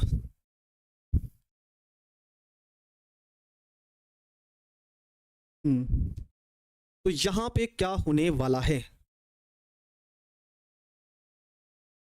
देखो प्यारे बच्चे, एक तो यहां पे द्विबंध के रूप में ऑक्सीजन जोड़ सकते हो, राइट है, ठीक ना। अब यहां पे एकल बंध से एक ऑक्सीजन यहां पे जोड़ोगे, तो एकल बंध से एक ऑक्सीजन यहां पे भी तो जोड़ोगे, जोड़ोगे, बोलो समझ में आ रहा है प्यारे बच्चे ना। और इसके साथ एक एक क्या जोड़ दोगे, हाइड्रोजन। कितना आसान है, आप समझ सकते हो, एकदम सही है प्यारे बच्चे। आप क्या करो ना, द्विबंध से एक ऑक्सीजन जोड़ दो, बाकी को आपको जोड़ लेना है, ठीक, एकदम आसान है, कोई दिक्कत आपको परेशानी नहीं होनी चाहिए प्यारे बच्चे, ठीक है। तो चलो, अच्छा, इसको ऐसे चुरकिया तो बनाना भूल ही गए, है ना, चुरकिया बनाना भूल ही गए। चुरकिया कैसे बनेगी प्यारे बच्चे, तो चुरकिया ऐसे बनती है ना, जो फालतू का इलेक्ट्रॉन होता है उसकी एक चुरकी बनाते हैं हम लोग। तो इस तरीके से हम बना देंगे इसकी चुरकी, है ना, चुरकी बना देंगे प्यारे बच्चे। और ये द्विबंध के साथ ऑक्सीजन ये वाला, और ये OH, और ये वाला प्यारे बच्चे क्या हो जाएगा, OH। बोलो समझ में आया प्यारे बच्चे आपको, है ना, कोई दिक्कत नहीं होनी चाहिए, इस बात को आपको ध्यान रखना है, ठीक है, ठीक है प्यारे बच्चे। चलो भाई, अब इसमें बताओ क्षारकता कितनी होगी, आपको यह जवाब देना है। क्षारकता के लिए आपको बताया गया था प्यारे बच्चों कि आपको देखनी है OH की संख्या। किसकी संख्या प्यारे बच्चे, OH की संख्या। तो OH 2 है, तो क्षारकता का मान भी कितना आ जाएगा प्यारे बच्चों, 2 आ जाएगा, ठीक है। एक बच्चा ऑक्सीकरण संख्या भी निकाल के दे दिया, कितना भाई जल्दी है ना, तनु सिन्हा का एकदम सही है, क्षारकता का 2 और ऑक्सीकरण संख्या 4। फटाक से जल्दी से निकाल सकते हैं प्यारे बच्चे, 2 × +1 + x + 3 × -2। देखो, जब एक बार आपको समझा दिया जाए और बता दिया जाए प्यारे बच्चे, तो जल्दी से आ जाना चाहिए, है ना। +2 + x - 6 = 0 प्यारे बच्चे। तो x - 4 बराबर के 0, तो x बराबर ये कितना आ जाएगा प्यारे बच्चे, प्लस को 4 आ जाएगा। तो मेरे सभी प्यारे बच्चे याद जवाब दे देंगे +4। बोलो प्यारे बच्चे, ठीक है, सभी प्यारे बच्चों का। चुरकी क्या होता है सर, चुरकी यही होता है ना प्यारे बच्चे, ऐसे जो लगा दिया जाता है ना, बस वो थोड़ा सा आप चलिए हम अगला देखते हैं, जल्दी से देख लेते हैं प्यारे बच्चों अगला, क्योंकि 4 है तो 4 खत्म कर देंगे प्यारे बच्चे जल्दी से। चलो अगला देखेंगे, इसका तीसरा पॉइंट, पराक्सी डाई सल्फ्यूरिक अम्ल, पराक्सी डाई सल्फ्यूरिक अम्ल। और इसका जो दूसरा नाम है प्यारे बच्चों, इसे बोलते हैं मार्शल अम्ल। क्या बोला जाता है, मार्शल अम्ल। और ये आपके बोर्ड परीक्षा में पूछा जा चुका है, ये वाला क्वेश्चन आपकी बोर्ड परीक्षा में पूछा जा चुका है, ऐसा भी ध्यान रखेंगे आप लोग, ठीक है। ये आपको ध्यान रखना है प्यारे बच्चे। तो कैसे बनेगी संरचना भैया, बहुत आसान है। पराक्सी डाई सल्फ्यूरिक अम्ल अणुसूत्र होगा, उसके बाद क्षारकता होगी, उसके बाद होगा प्यारे बच्चे ऑक्सीकरण संख्या। पेपर में पूछा गया है तो इसका मतलब इसमें कुछ ना कुछ लोचा है, मतलब कुछ ना कुछ कठिन होगा ये। तो पहले हम देख लेते हैं, H2H2O8, H2H2O8 क्या लिख रहे हैं, फिगर देगा नहीं प्यारे बच्चे, फिगर आपको बनाना पड़ेगा, तब क्षारकता निकालनी पड़ेगी। फिगर वो पेपर वाला नहीं देगा कि भैया पेपर दे दिए लो, है ना, और बना दो, तो ऐसा नहीं है। सुनिए आपको इसकी संरचना बनानी कैसे है। कितने सल्फर हैं, तो 2 सल्फर हैं, एक सल्फर यहां पे, एक सल्फर यहां पे, ठीक है। और एक सल्फर के बाह्यतम कोश में कितने इलेक्ट्रॉन, तो 6 इलेक्ट्रॉन होते हैं। आप ऐसे लिख लीजिएगा, कितने इलेक्ट्रॉन प्यारे बच्चे, 6 इलेक्ट्रॉन होते हैं। सुनिए अब क्या करना है प्यारे बच्चों, आगे समझिए आप लोग। कितने ऑक्सीजन है, कुल 4 ऑक्सीजन है। कितने ऑक्सीजन प्यारे बच्चे, सॉरी 4 ऑक्सीजन करें, कुल 8 ऑक्सीजन है। कितने ऑक्सीजन प्यारे बच्चे, 8 ऑक्सीजन। 8 ऑक्सीजन को कैसे व्यवस्थित करेंगे, ध्यान से समझिएगा। 2 बंध के साथ यहां पे एक ऑक्सीजन जोड़ दीजिएगा, और इस द्विबंध के साथ यहां पे एक ऑक्सीजन जोड़ दिए, क्लियर। फिर उसके बाद क्या होगा, द्विबंध के साथ यहां पे एक ऑक्सीजन जोड़ देंगे, और द्विबंध के साथ यहां पे एक ऑक्सीजन जोड़ देंगे। तो 4 खत्म, 4 ही बचे हैं। 4 खत्म हो गया, 4 ऑक्सीजन बचे हैं। और 4 ऑक्सीजन को रखना कैसे वो समझ जाओ, दिमाग में ऐसे फिट करो कि आएगा तो कैसे कार्य को करना है हमको, ठीक है। तो प्यारे बच्चे अभी 4 बच रहा है, तो एक ऑक्सीजन को यहां पे रखो, एक ऑक्सीजन को यहां पे रखो, 2 ऑक्सीजन बीच में रख दो, 1 और ये 2, ठीक है। और इस ऑक्सीजन, सब के ऑक्सीजन के बाह्यतम कोश में 6 इलेक्ट्रॉन होते हैं। ये भी आप भी जानते हैं और हम भी जानते हैं प्यारे बच्चे, क्योंकि हम अभी तक इतनी देर से इसी पर चर्चा कर रहे हैं। बस खत्म हो गया। सबको पहले एकल बॉन्ड से ऐसे जोड़ दो, देख लो इन सब का अष्टक पूरा हो गया, इन सब का अष्टक हो गया पूरा प्यारे बच्चे। तो इसको भी एकल बंध से जोड़ेंगे, इसको भी एकल बंध से जोड़ेंगे। प्यारे बच्चे जितने ऑक्सीजन है सबका अष्टक पूरा है, लेकिन ये किनारे और किनारे हाइड्रोजन का, ऑक्सीजन का अष्टक पूरा नहीं है। तो एकल बंध बचा है हाइड्रोजन की बारी, एकल बंध बचा है हाइड्रोजन की बारी। तो इस संरचना को आप संक्षिप्त रूप में अगर लिखना चाहे तो कुछ इस तरीके से लिख सकते हैं। रट लो ना प्यारे बच्चे, अगर ऐसी संरचना ना समझ में आए तब, और आसान भी है ये प्यारे बच्चे। अब देखते हैं कितने ऐसे मेरे सारे प्यारे बच्चे हैं जो क्या करते हैं, जो इसमें ऑक्सीकरण संख्या बता सकते हैं सही, एकदम राइट। और हमको पता है, हम लिखित दे रहे हैं, इसमें कम से कम 95-90% बच्चों का गलत आएगा। आप देखते हैं कि इसका ऑक्सीकरण संख्या कितना आएगा। हम देखते हैं भाई, है ना। क्षारकता तो हम लिख देते हैं, कितना है, 2 OH है, इसका क्षारकता हम 2 लिख देते हैं। हमने आपको पहले बताया ये क्वेश्चन दमदार क्वेश्चन है, तो स्वाभाविक सी बात है कि जो ऑक्सीकरण संख्या आएगी ना, वो आप लोगों को ऐसे ऐसे कर देगी, है ना, नागिन डांस करने लग जाओगे इस क्वेश्चन को। और आप देखते हैं सबसे राइट आंसर किसका आता है, +7 आ रहा है लगभग सब लोगों का। एक बच्चे का आया सर 4 होगा, एक बच्चे का आया -6 होगा, एक आया +6। हाँ, अभी सिर्फ स्नेहा वर्मा का +6 आया है, बाकी सबका 14 है, 7 है। राजीव का भी है +6 +7, अब से का भी +7 है। सुनो प्यारे बच्चे, है ना, इसकी कहानी में कुछ अलग है, इसकी ऑक्सीकरण संख्या कुछ अलग है। ऑक्सीजन की ऑक्सीकरण संख्या कितनी होती है, तो मेरे प्यारे बच्चे याद रखेंगे और बोलेंगे भी कितना होता है, -2 होता है। +6 वाले अब आ गए होंगे, +6 ही सही होगा, राइट आंसर। कैसे होगा वो हम आपको दिखाते हैं, प्यारे बच्चे। ऑक्सीजन की ऑक्सीकरण संख्या सामान्यतः -2 होती है, लेकिन अगर यही ऑक्सीजन कैसा बंध बनाए प्यारे बच्चे, पराक्साइड बंध बनाए। यही ऑक्सीजन कैसा बंध बनाए प्यारे बच्चों, पराक्साइड बनाए, तो इसकी ऑक्सीकरण संख्या हो जाती है -1 हो जाती है। यही ऑक्सीजन पराक्साइड बनाए तो इसकी ऑक्सीकरण संख्या -1 हो जाती है। तो पहचानोगे कैसे कि पराक्साइड है, पहचानोगे कि कैसे पराक्साइड है प्यारे बच्चे। तो यहां पे ये जो ऑक्सीजन है, ये एकल बंध और एकल बंध 2 ऑक्सीजन है, 2 ऑक्सीजन और किस बॉन्ड द्वारा जुड़े हो, एकल बॉन्ड। देखिए ये ऑक्सीजन और कितने से जुड़ जाए, एकल बॉन्ड से जुड़ा हो प्यारे बच्चे, तो वहां पे पराक्साइड होता है। कैसा होता है प्यारे बच्चों, पराक्साइड होता है, ये आपको ध्यान रखना है। कैसा होता है लाडले, तो पराक्साइड होता है। तो 2 ऑक्सीजन तो निकल गए पराक्साइड वाले, अर्थात 2 ऑक्सीजन की ऑक्सीकरण संख्या -2 हो जाएगी। चलिए निकालकर आपको दिखाते हैं प्यारे बच्चे।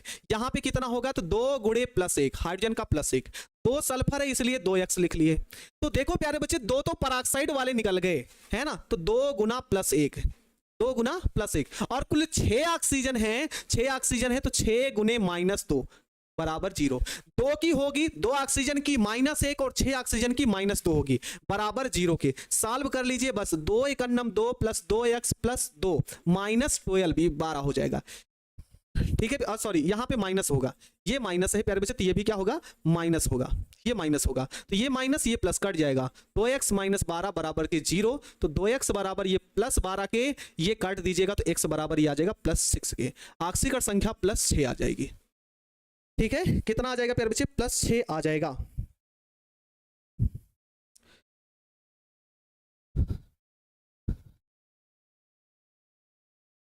अच्छा ठीक है प्यारे बच्चे, एक बार इसको समझे रहना क्वेश्चन को।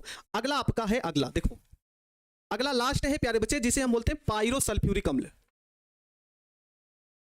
पायरो सल्फ्यूरिक अम्ल।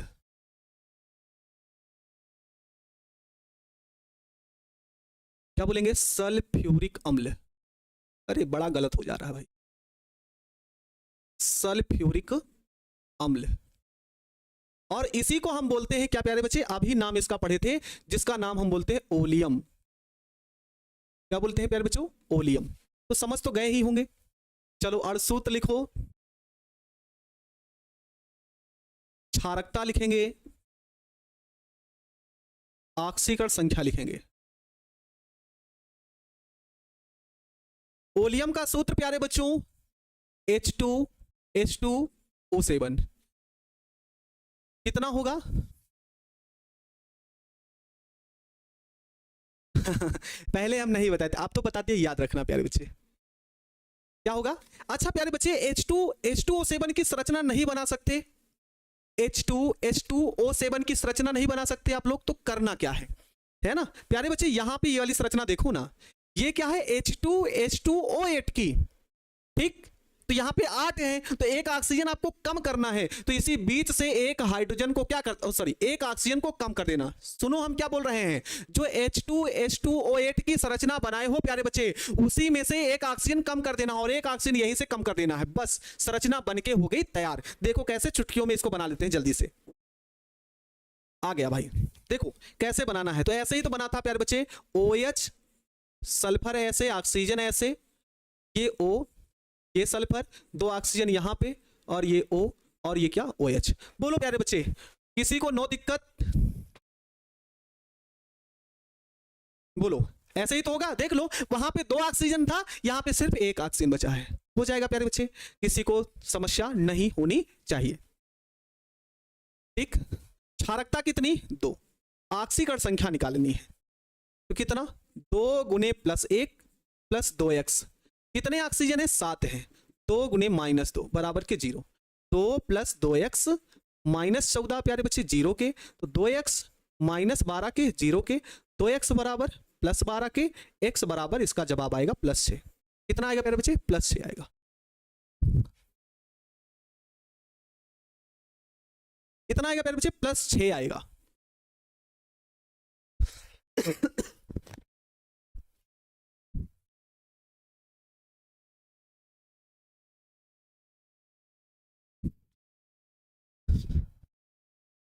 चलो अब प्यारे बच्चे हम शुरू करेंगे क्या?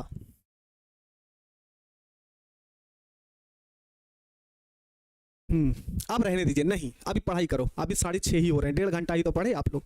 अरे पढ़ा लो प्यारे बच्चे, बहुत ज्यादा हम फास्ट नहीं पढ़ा रहे हैं, ऐसा नहीं हमको आपके ऊपर थोप डाल रहे हैं, ऐसा भी तो नहीं कर रहे हैं। एकदम बहुत इत्मीनान से धीरे धीरे आप लोगों से बातें करते हुए आराम से पढ़ रहे हैं, ठीक है? समझो, ताकि कल ये लेसन खत्म हो जाए आराम आराम से प्यारे बच्चे।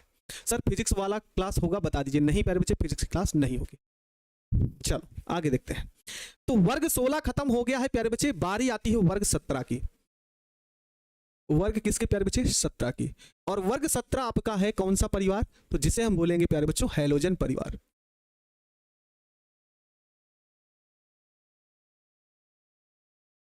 जिसे हम बोलेंगे हैलोजन परिवार। सुनो, क्या भाई आप लोग इतना नहीं पढ़ सकते हैं? सोचिए ना, आपके गुरुजी खड़े होके आपके साथ बोल रहे हैं कि चलो भैया पढ़ो, है ना? ये भी नहीं है कि आपके गुरुजी बहुत ज्यादा तेज पढ़ा रहे हैं, आराम से इत्मीनान से पढ़ाए जा रहे हैं। तो क्या मेरे लाडले हैं, पढ़ नहीं सकता? पढ़ो, है ना? बातें ना करो, पढ़ो। हैलोजन परिवार पढ़ना है, वर्ग 17। हमने आपको बताया किसी के परिवार के बारे में पढ़ना है तो उस परिवार के लोगों के बारे में जान लो। किसके बारे में? लोगों के परिवार के बारे में जानो। क्या होता है प्यारे बच्चे? तो आप लिखेंगे आवर्त सारणी के, आवर्त सारणी के वर्ग 17 में, वर्ग 17 में फ्लोरीन, कामा क्लोरीन, कामा ब्रोमीन, कामा आयोडीन, आयोडीन, व एस्टेटिन या एस्टेटीन को, ऐसे बोल देंगे, एस्टेटीन को, है ना, एस्टेटीन को रखा जाता है, एस्टेटीन को रखा गया है, लिखेंगे रखा गया है। ठीक है प्यारे बच्चे, तो आवर्त सारणी में कुल कितने वर्ग को कितने तत्वों को रखा गया है? तो आपके फ्लोरीन है, क्लोरीन है, ब्रोमीन, ब्रोमीन गलत लिख दी है लगता है,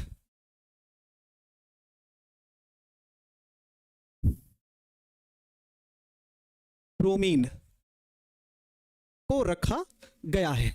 ठीक है, ये आपके हो जाएंगे प्यारे बच्चे।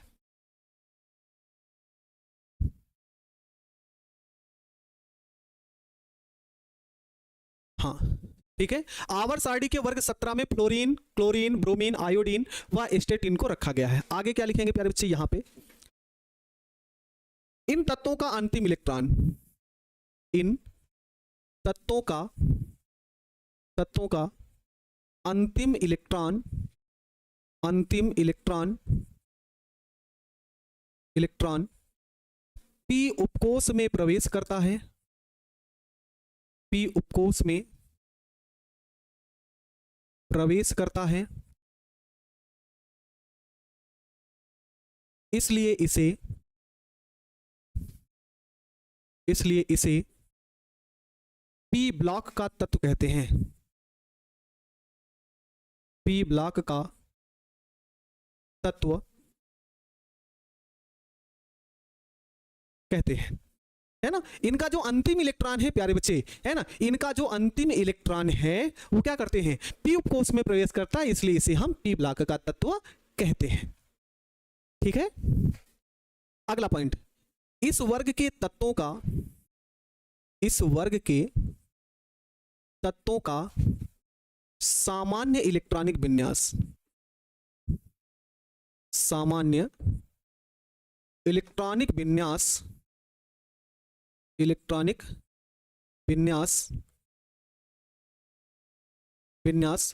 NH2NP5 होता है, NH2NP5 होता है। क्या बोलेंगे प्यारे बच्चे? इस वर्ग के तत्वों का सामान्य इलेक्ट्रॉनिक विन्यास NH2NP क्या होता है प्यारे बच्चे? 5 होता है। और क्या होता है प्यारे बच्चे इसमें?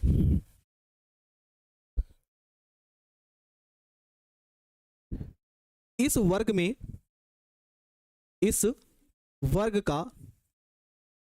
का एस्टेटीन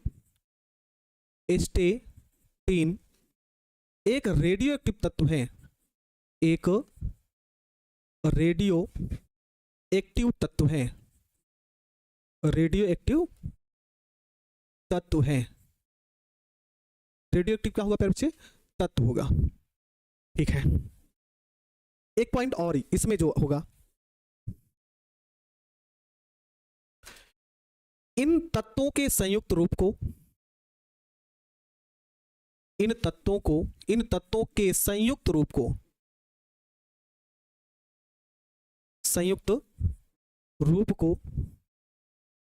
रूप को हैलोजन कहा जाता है, हैलोजन कहा जाता है ना, जिसे ग्रीक भाषा में, है ना, ग्रीक भाषा में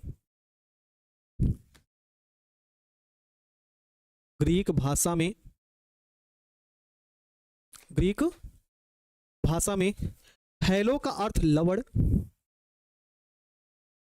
हैलो का अर्थ क्या होगा? लवण।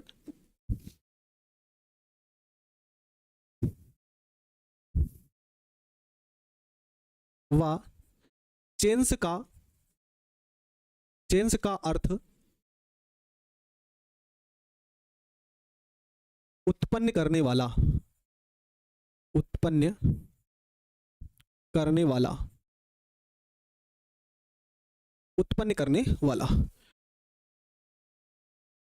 सुनो प्यारे बच्चे, क्या क्या क्वेश्चन यहां से आपसे पूछेगा आपसे। पहला तो यही बोल सकता है कि वर्ग 17 में कौन कौन से तत्व हैं। 4 ऑप्शन देगा, उसमें एक ऐसा तत्व रहेगा। सुनिए, ऐसे क्वेश्चन पूछा गया, हम देखे हैं। क्वेश्चन ये पूछता है कि वर्ग निम्नलिखित में से कौन सा तत्व है ना, निम्नलिखित में से कौन सा तत्व आवर्त सारणी के वर्ग 17 में नहीं है? 17वें वर्ग में। तो 17वें वर्ग में यही तो 5 तत्व हैं, जिसमें फ्लोरीन है, ब्रोमीन, आयोडीन और एस्टेटिन, यही 5 तत्व हैं। इन 5 तत्वों को आवर्त सारणी के किस में रखा गया है प्यारे बच्चे? वर्ग 17 में। ठीक है, ये पी ब्लॉक के तत्व हैं और पी ब्लॉक के वर्ग 17 में रखा गया है। तो 4 ऑप्शन दे देगा, 3 इसमें से रहेगा, 1 नहीं रहेगा। तो आपसे पूछ लेगा निम्नलिखित में से कौन सा तत्व वर्ग 17 का तत्व नहीं है, तो जवाब दे देंगे आप लोग। उसके बाद क्या बोलेगा? ये तो लाइन आप लोगों के लिखवाई दी गई पी ब्लॉक की पहचान करने के लिए। अगला क्वेश्चन आपसे यहां से पूछ लेगा प्यारे बच्चे कि भैया बताइए कि जो हैलोजन परिवार है उसका सामान्य इलेक्ट्रॉनिक विन्यास कितना होता है? तो सामान्य इलेक्ट्रॉनिक विन्यास होता है प्यारे बच्चों NH2NP5। क्या होता है? NH2NP5 होता है, ये आपको याद रखेंगे। अगला क्वेश्चन ये आपसे पूछेगा कि वर्ग 17 में जो हैलोजन परिवार है, वर्ग 17 का जो हैलोजन परिवार है उसमें रेडियोएक्टिव तत्व कौन सा है? रेडियोएक्टिव तत्व कौन सा है प्यारे बच्चे? तो एस्टेटिन एक रेडियोएक्टिव तत्व होता है। अगला क्वेश्चन आपसे क्या पूछेगा कि आवर्त सारणी के, है ना, आवर्त सारणी में किस वर्ग को हैलोजन परिवार कहते हैं? आवर्त सारणी के किस वर्ग को हैलोजन परिवार कहते हैं? तो हैलोजन परिवार किसको कहा जाता है? वर्ग 17 का। हैलोजन का मतलब क्या होता है? जो हैलो शब्द है प्यारे बच्चे उसका तात्पर्य लवण से है और जेंस का मतलब उत्पन्न करने वाला। तो हैलोजन का पूरा अभिप्राय यह है लवण उत्पन्न करने वाला। ठीक है, हैलोजन का मतलब क्या हो गया? लवण उत्पन्न करने वाला। क्या यहां तक आपको क्लियर है प्यारे बच्चे? एक बार जवाब दीजिए फिर आगे बढ़ा जाए।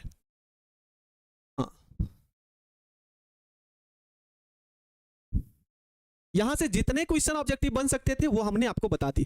काफी बच्चे ट्रिक बोल रहे थे, क्या बोल रहे थे भाई? ट्रिक बोलेंगे, है ना। तो इसके लिए याद रखिएगा, फिर कल बाहर आई आंटी। जो लोग ट्रिक बोल रहे थे कि सर इसका ट्रिक बताइए, तो आप देख सकते हैं प्यारे बच्चे, फिर कल बाहर आई आंटी।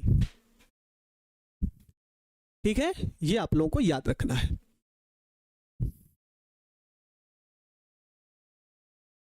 चलिए, कोई दिक्कत तो बोलेंगे नो दिक्कत। नो दिक्कत तो आगे बढ़ा जाएगा प्यारे बच्चे।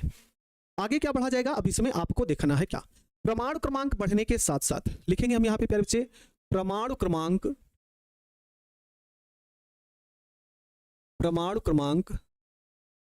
बढ़ने के साथ साथ इनके भौतिक एवं रासायनिक गुणों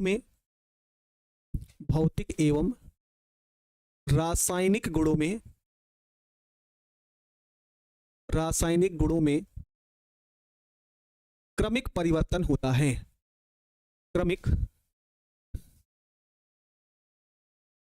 परिवर्तन होता है ना, क्रमिक परिवर्तन होता है। तो प्यारे बच्चे देखो, हम जितने वर्ग पढ़े समान रूप से पढ़े हैं, तो ऐसे जितने लिखवाए सबको ऐसे ही लिखते हैं। तो पहली हेडिंग आप इसके अंतर्गत लिखोगे इलेक्ट्रॉनिक विन्यास। क्या लिखेंगे प्यारे बच्चों? इलेक्ट्रॉनिक विन्यास। फूफा कल ब्रेड इडली आटा लाए। अच्छा, फूफा कल ब्रेड इडली आटा लाए, हाँ याद कर सकते हैं। फिर कल बाहर आई ऐश्वर्या, हाँ वो तो तुम लोगों को तो जैसे मन करे वैसे याद कर लो, लेकिन तुम लोगों का ट्रिक सोचो कितना तगड़ा है। फूफा कल ब्रेड इडली आटा लाए, है ना। फूफा कल गए थे बाजार और उस बाजार से क्या क्या लाए हैं? इडली लाए हैं, ब्रेड लाए हैं और आटा लाए हैं। एक बच्ची लिखी है सर, फिर कल बाहर आई ऐश्वर्या, बिल्कुल लिख सकते हैं, ऐश्वर्या भाई हीरोइन है, हाँ तो लिख सकते हैं उसका भी नाम। चलो देखते हैं इलेक्ट्रॉनिक विन्यास। क्या बोलेंगे प्यारे बच्चे? इस वर्ग के तत्व का सामान्य इलेक्ट्रॉनिक विन्यास, सामान्य इलेक्ट्रॉनिक विन्यास कैसा होता है प्यारे बच्चे? तो NH2NP5 होता है। NH2NP5 होता है। कितना होता है? NH2NP5 होता है। अनुज कुमार पूछ रही है प्यारे बच्चे, देखो NH2NP5 होता है, तो इसमें कौन कौन से तत्व हैं? एक तो आपका आ गया प्यारे बच्चे फ्लोरीन, एक आ गया क्लोरीन, एक आ गया ब्रोमीन, एक हो गया आयोडीन और एक हो गया एस्टेटीन। और इलेक्ट्रॉनिक विन्यास आप लोग करना सीखे हैं, है ना। इसका कितना 9, 9 में 8 जोड़ेंगे तो 17, 17 में 32 जोड़ेंगे, नहीं 17 में 18 जोड़ेंगे तो कितना होगा 35, और 35 में 18 जोड़ेंगे तो ये आ गया 53, और 53 में 32 जोड़ेंगे तो ये आ जाएगा कितना 85। कितना आएगा 85 आएगा। तो बोलो प्यारे बच्चे, हम 85 का बता देते हैं, सब इसी के अंतर्गत आ जाएंगे, ठीक ना। तो हम 85 का बताते हैं और आप लोग लिख लेंगे, ठीक ना। तो सुनो, 85 का हम लिखते हैं इलेक्ट्रॉनिक विन्यास, एस्टेटीन का लिखते हैं इलेक्ट्रॉनिक विन्यास। कैसे लिखा जाएगा ध्यान से सुनिएगा। 1s2 2s2 2p6, 3s2 3p6, 4s2 3d10, 4p6, 5s2 5s2 4d10, 5p6, ठीक ना। फिर 4f14, फिर उसके बाद आ जाएगा प्यारे बच्चे, यहां पे आएगा 6s2 5d10 6p5। ये इलेक्ट्रॉनिक विन्यास हो जाएगा।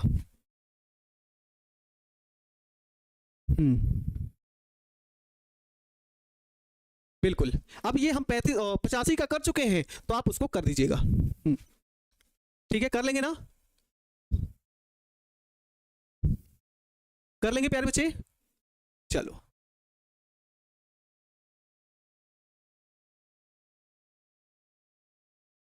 चलो हम आगे देखते हैं। आगे अगली हेडिंग क्या लिखेंगे प्यारे बच्चे, परमाणु त्रिज्या। ठीक है, परमाणु त्रिज्या क्या होगी। हाँ प्यारे बच्चे जल्दी से खत्म कर लेंगे हम, ठीक ना। नहीं शॉर्टकट इलेक्ट्रॉनिक विन्यास उड़ा उड़ा के रखोगे क्या, शॉर्टकट थोड़ी होता है इलेक्ट्रॉनिक विन्यास का, शॉर्टकट नहीं होता प्यारे बच्चे। ये शॉर्टकट है, इतना ही लिखना पड़ेगा, उससे आगे नहीं लिखना पड़ेगा, है ना। ये आपको ध्यान रखना है। बहुत ज्यादा देर नहीं लेंगे प्यारे बच्चे, इसका सामान्य परिचय पढ़ लेंगे, इसके अंतर्गत जो वो कल पढ़ा देंगे, बस सामान्य परिचय पढ़ लेते हैं बस। चलो परमाणु त्रिज्या क्या होती है, तो क्या लिखेंगे प्यारे बच्चे, वर्ग में ऊपर से नीचे की ओर जाने पर, ऊपर से नीचे की ओर जाने पर, नीचे की ओर जाने पर परमाणु त्रिज्या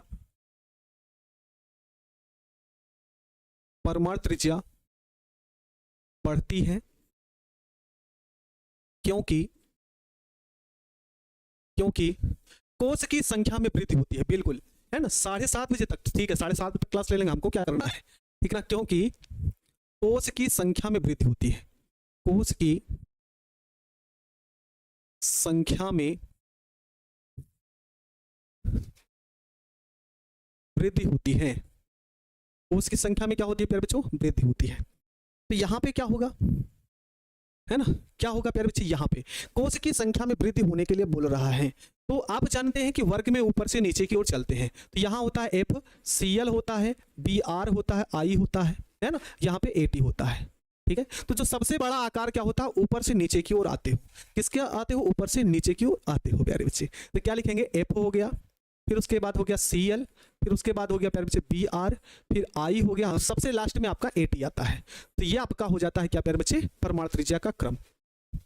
परमाणु त्रिज्या का क्या होता है प्यारे बच्चे, क्रम होता है। अब वो मान लिखने की जरूरत नहीं है कि मान हमको लिखकर बताएं, मान इसलिए 2-3 में लिखवा दिए, 2-3 जो भी आप वर्ग पढ़े वहां पे परमाणु त्रिज्या के मान इसलिए लिखवा दिए ताकि आप समझ पाओ कि हाँ सर जो कह रहे हैं कि वर्ग में बढ़ने पर परमाणु त्रिज्या का मान बढ़ता है। बाकी ऐसे भी हम लोग समझ सकते हैं। सबसे बड़ा आकार किसका है, तो आई का है, उससे छोटा किसका है, तो प्यारे बच्चे बी आर का है, उससे छोटा किसका है, तो सीएल का, और सबसे छोटा किसका है, तो प्यारे बच्चे इसका है, एफ का है।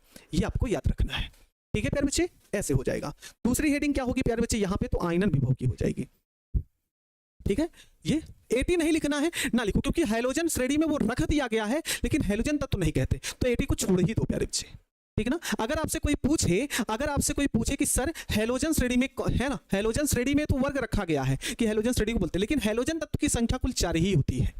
हेलोजन तत्व की संख्या कुल कितनी होती है प्यारे बच्चे? 4 ही होती है, FCl, Br और I। AT आपका नहीं है। अरे AT लाल बहादुर भूल गए नहीं भैया, लो भैया लिख दिए। आप लोग कोई बात समझते नहीं हो, बस लिखवा दो, जबरदस्ती लिखवा दो, चलो लिख दे। हाँ, एक लिख रहा है गाना, क्या लिख रहा है? धीरे धीरे प्यार को बढ़ाना है और हद से गुजर जाना है। धीरे धीरे प्यार को नहीं बढ़ाना है, इस धीरे धीरे केमिस्ट्री को पढ़ना है ना, और इसमें टॉप कर जाना है। बोलेंगे ना, धीरे धीरे क्या बोलेंगे? धीरे धीरे केमिस्ट्री को पढ़ना है और इसमें टॉप कर जाना, ये बोलो आप लोग। बिल्कुल, ये आपको ध्यान रखना है।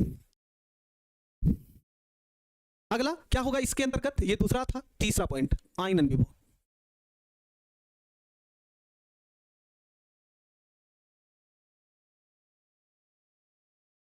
मुझे ऐसा लग रहा है ना, हम जैसे यहाँ पे हैं और हम इस बात को ये पूरी तरीके से अनुभूत कर रहे हैं, मतलब ये महसूस कर रहे हैं कि हाँ, हम ऑफलाइन नहीं, सॉरी ऑनलाइन नहीं, ऑफलाइन ही पढ़ा रहे हैं। धीरे धीरे पढ़ना है, समझना, और केमिस्ट्री में क्या करना है? टॉप कर जाना है। ठीक ना, ये आपको ध्यान रखना है। चलो, आयनन विभव के बारे में हम लोग पढ़ते हैं प्यारे बच्चे। क्या बोलेंगे? वर्ग में ऊपर से नीचे की ओर जाने पर,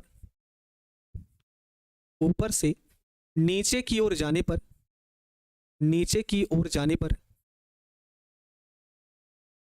पर आयनन विभव का मान घटता है।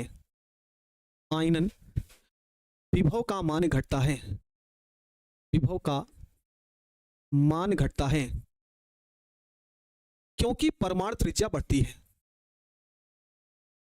क्योंकि परमाणु त्रिज्या घटती है।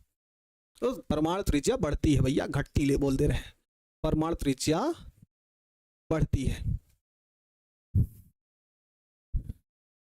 हाँ ठीक है, चलो इसका क्रम क्या होगा प्यारे बच्चे? तो यहां पे समझिएगा, F हो गया, फिर उसके बाद Cl हो गया, फिर Br हो गया, और प्यारे बच्चे क्या हो गया? I हो गया।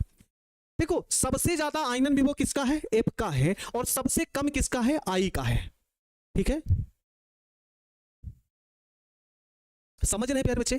F का सबसे ज्यादा है और I का सबसे कम है। वही लिखा गया, वर्ग में ऊपर से नीचे की ओर जाने पर आयनन विभव का मान घटता है। बढ़ता कुछ लोगों को लग रहा होगा ना, ये घटता है प्यारे बच्चे, घटता है क्योंकि परमाणु त्रिज्या बढ़ती है। ये आपको ध्यान रखना है। ठीक है, यहां तक क्लियर है? तो हम आगे बढ़े प्यारे बच्चे।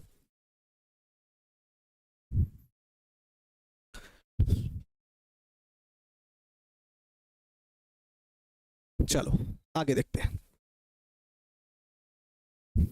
ठीक है ना, आगे हम लोग देखते हैं प्यारे बच्चे। क्या लिखेंगे? इलेक्ट्रॉन बंधुता, इलेक्ट्रॉन बंधुता। ठीक है, इलेक्ट्रॉन बंधुता क्या लिखेंगे प्यारे बच्चे? यहां पे वर्ग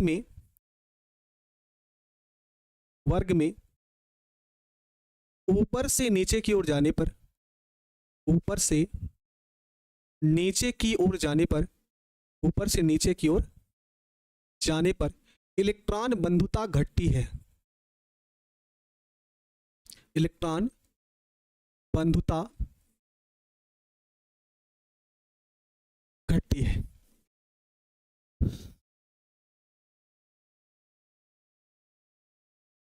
अच्छा ठीक है, देखो प्यारे बच्चे, हमारी एक इच्छा है, हम जब भी पढ़ाएं बच्चों को अपना सब कुछ मानते थे, और ये मानकर चल रहे हैं कि जब तक एग्जाम होगा, है ना, एकदम तरीके से आपको एक मजबूत स्तंभ पर लगा खड़ा कर देंगे। मतलब वो हर एक प्रश्न आपकी आंखों के सामने से गुजारेंगे, आपको याद करा देंगे, जिस पर आपको ये लगेगा, है ना, जिस पर आपको ये लगेगा कि केमिस्ट्री मेरी बहुत ज़्यादा मजबूत है। हम यहाँ तक कहते हैं कि आपको हिंदी ना आसान, हिंदी से आसान केमिस्ट्री ना लगे तो कहिएगा आप।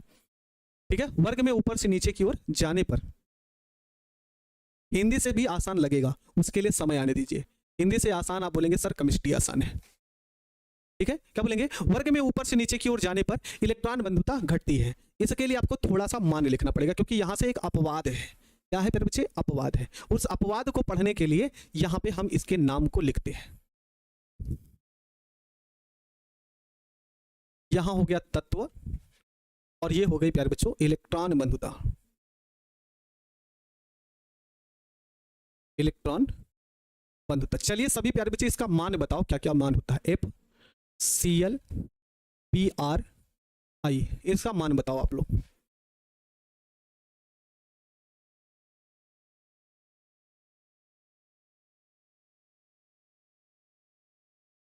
नीचे की ओर जाने पर, अच्छा हम तो सोचे पर ही छोड़े, बस भाई इतना तो ध्यान दे दिया करो, और जाने पर इलेक्ट्रॉन बंधुता घटती।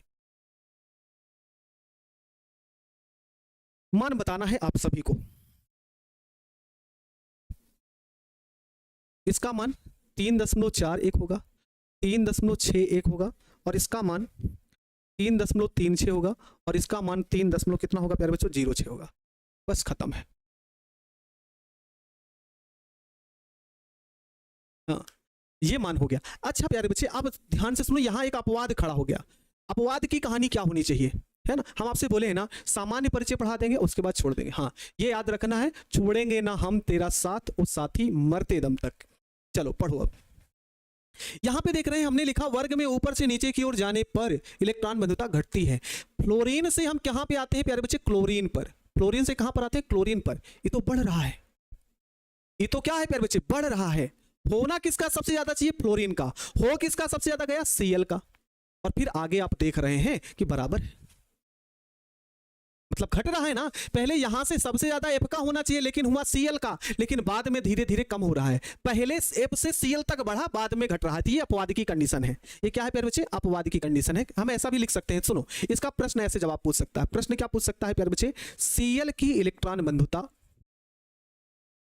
Cl की इलेक्ट्रॉन बंधुता F से अधिक होती है क्यों, अधिक होती है क्यों, जवाब इसका देना है। यह प्रश्न हो गया, ठीक ना। क्लोरीन की इलेक्ट्रॉन बंधुता फ्लोरीन से क्या होती है प्यारे बच्चों, अधिक होती है। इसी के बारे में हमको लिखना है प्यारे बच्चे। क्या होगा, तो यहां पे आप सब शुरू करेंगे, क्या लिखेंगे, क्लोरीन की इलेक्ट्रॉन बंधुता, क्लोरीन की इलेक्ट्रॉन बंधुता फ्लोरीन से अधिक होती है,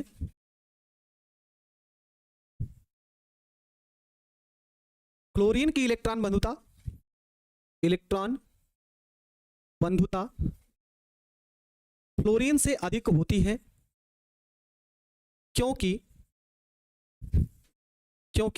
फ्लोरीन का परमाणु आकार छोटा होता है, क्योंकि फ्लोरीन का परमाणु आकार छोटा होता है, छोटा होता है, ठीक है। क्लोरीन की इलेक्ट्रॉन बंधुता F से अधिक होती है क्योंकि फ्लोरीन का परमाणु आकार, ठीक ना, परमाणु आकार छोटा व इलेक्ट्रॉन घनत्व उच्च होता है, इलेक्ट्रॉन घनत्व उच्च होता है। अतः बाहर से आने वाले इलेक्ट्रॉन का, अतः बाहर से आने वाले इलेक्ट्रॉन का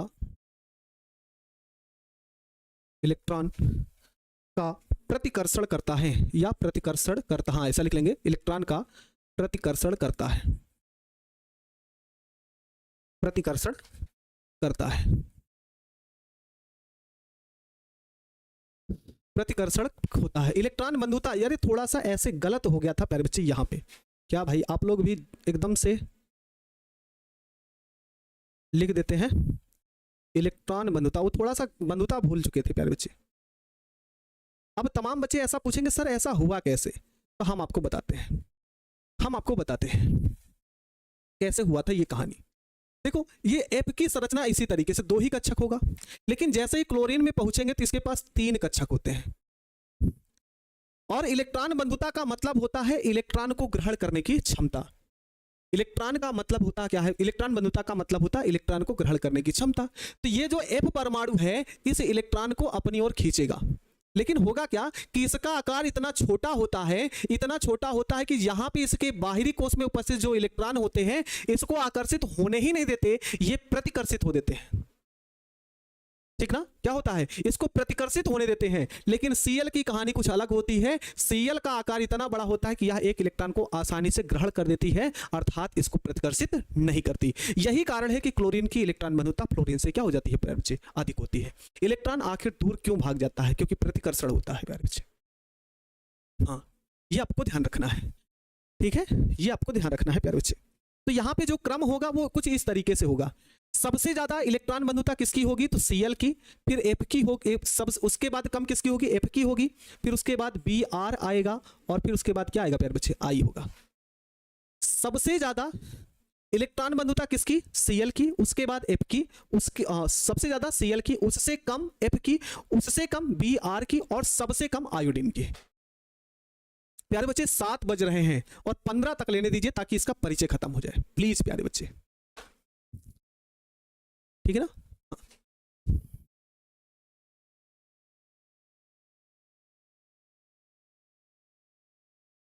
15 तक।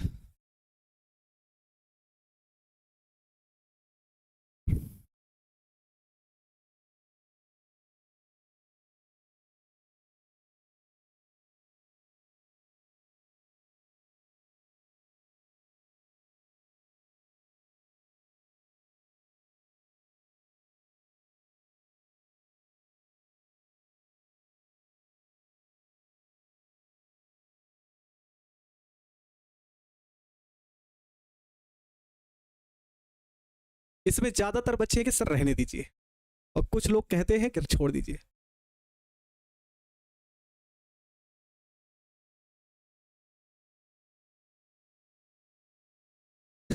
नहीं रोइए नहीं, रोना नहीं है, ठीक है, अच्छा कोई बात ना है, अगली हेडिंग बोल देते हैं, उसको लिख लेने हैं बस। बस चलिए 10 तक ध्यान दीजिए, 10 तक उसके प्यारे बच्चे, मेरे प्यारे बच्चे, मेरे प्यारे बच्चे, मेरे प्यारे बच्चे, 10 तक, ठीक ना। 2-3 हेडिंग और पढ़ लेते हैं, बस 10 मिनट तक पढ़ लो बस, फिर उसके बाद छोड़ देंगे, कल हम पढ़ाएंगे, बस 10 मिनट तक। बस प्यारे बच्चे सुनो, क्या बोलेंगे, विद्युत ऋणात्मकता।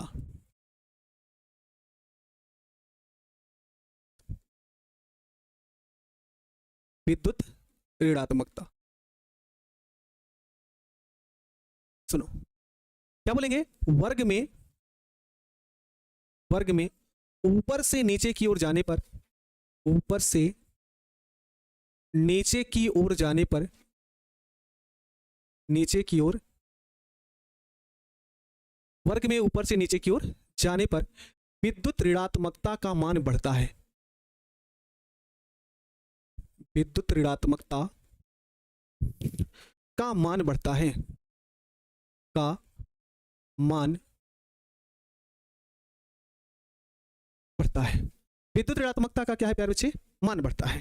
तो सबसे ज्यादा विद्युत ऋणी तत्व कौन सा होता है, F, उससे कम कौन होता है, तो Cl, उससे कम कौन, Br, और सबसे कम कौन सा प्यारे बच्चे, तो I। तो सबसे ज्यादा विद्युत ऋणी तत्व कौन है, जिसकी विद्युत ऋणात्मकता होती है, ठीक है। तनु सिन्हा मेरी प्यारी बच्ची, बस 10 तक छोड़ देंगे, ठीक ना, कोई दिक्कत ना है ना। एक 10-15 मिनट किसी दिन और एडजस्ट कर लेंगे, कल तक ये कोशिश करेगा कि वर्ग 17 और 18 तक पहुंच गए, है ना। कल दोपहर में खत्म कर लेंगे, परसों सुबह तक खत्म कर लेंगे, मतलब कोशिश रहेगी कि 30 के पहले पहले आपके रिवीजन क्लास हो, P ब्लॉक का ऑब्जेक्टिव भी हो जाए। क्या सबसे ज्यादा विद्युत ऋणात्मकता किसकी, F की, उसके बाद Cl, उससे कम किसकी, Br की, और सबसे कम आयोडीन की। ये आपका हो गया, हाँ ये आपको ध्यान में रखना है।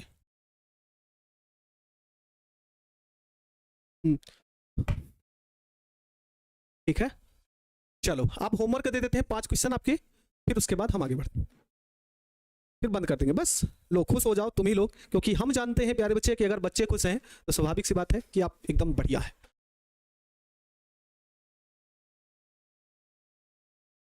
अच्छा बढ़ता क्रम लिख दिए हैं,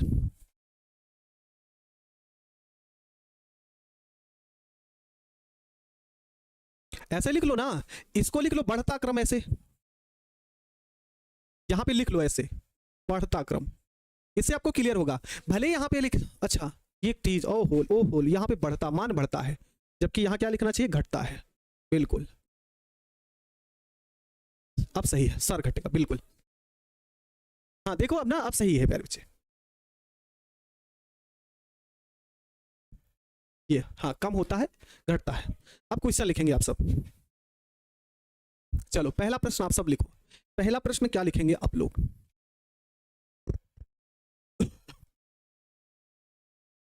चलो आज का ही टॉपिक आप लोग याद रख लो, संस्पर्श प्रक्रम द्वारा सल्फ्यूरिक अम्ल का निर्माण। सल्फ्यूरिक अम्ल का निर्माण, पहला प्रश्न, ठीक है, जो आज ही है वो हम सही कर दिए हैं, अब ध्यान दो। दूसरा प्रश्न क्या होगा प्यारे बच्चे?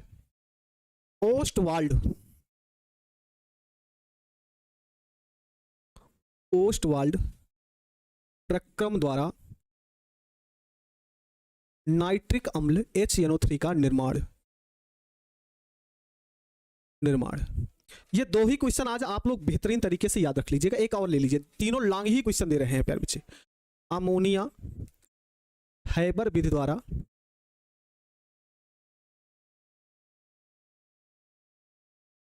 द्वारा NH3 का निर्माण। ये तीनों के तीनों प्यारे बच्चे लॉन्ग क्वेश्चन है। ये तीनों के तीनों क्या है प्यारे बच्चे? लॉन्ग क्वेश्चन है, और लॉन्ग क्वेश्चन होने के साथ साथ मोस्ट इंपॉर्टेंट भी है, ऐसा समझ लो। लॉन्ग क्वेश्चन है और मोस्ट इंपॉर्टेंट क्वेश्चन है, इसलिए प्यारे बच्चे हम आज 3 ही प्रश्न आपको देंगे याद करने के लिए, ठीक है। लॉन्ग क्वेश्चन है इसलिए हम सिर्फ 3 ही क्वेश्चन दिए हैं प्यारे बच्चे।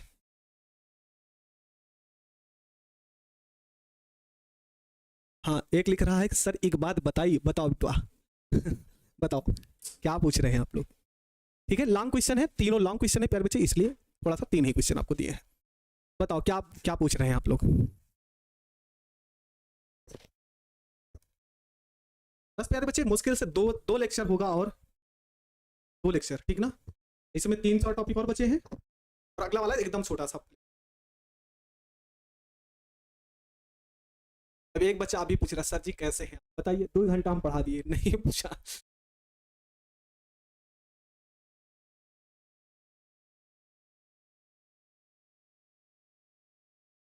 ठीक है, क्लास कैसा लगा मेरे प्यारे बच्चे? सभी प्यारे बच्चे एक बात बताओ, इधर से आवाज निकलती है, इधर से।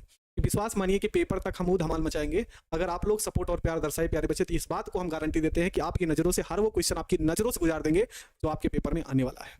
मेरे साथ लगे रहो प्यारे बच्चे, मेरे साथ पढ़ते रहो। विश्वास मानिए कि आने वाले समय में एक विश्वास है कि आपको एक अच्छा रिजल्ट अर्जित करेंगे आप, ठीक है। तो सभी प्यारे बच्चे अपना ध्यान रखिएगा, और ये बात आप लोग हमेशा याद रखिए क्योंकि आप हमसे कर चुके हैं प्रॉमिस। तो जो क्वेश्चन आपको दिया जा रहा है उसको आप बेहतरीन तरीके से पढ़ेंगे, आप मन लगाकर पढ़ेंगे, ठीक है। तो इस बात को आप ध्यान रखिएगा। तो फिर मिलते हैं कल प्यारे बच्चे नई क्लास में। तब तक के लिए मेरे सभी प्यारे बच्चों को गुड नाइट, राधे राधे, जय श्री राम, जय हिंद, वंदे मातरम।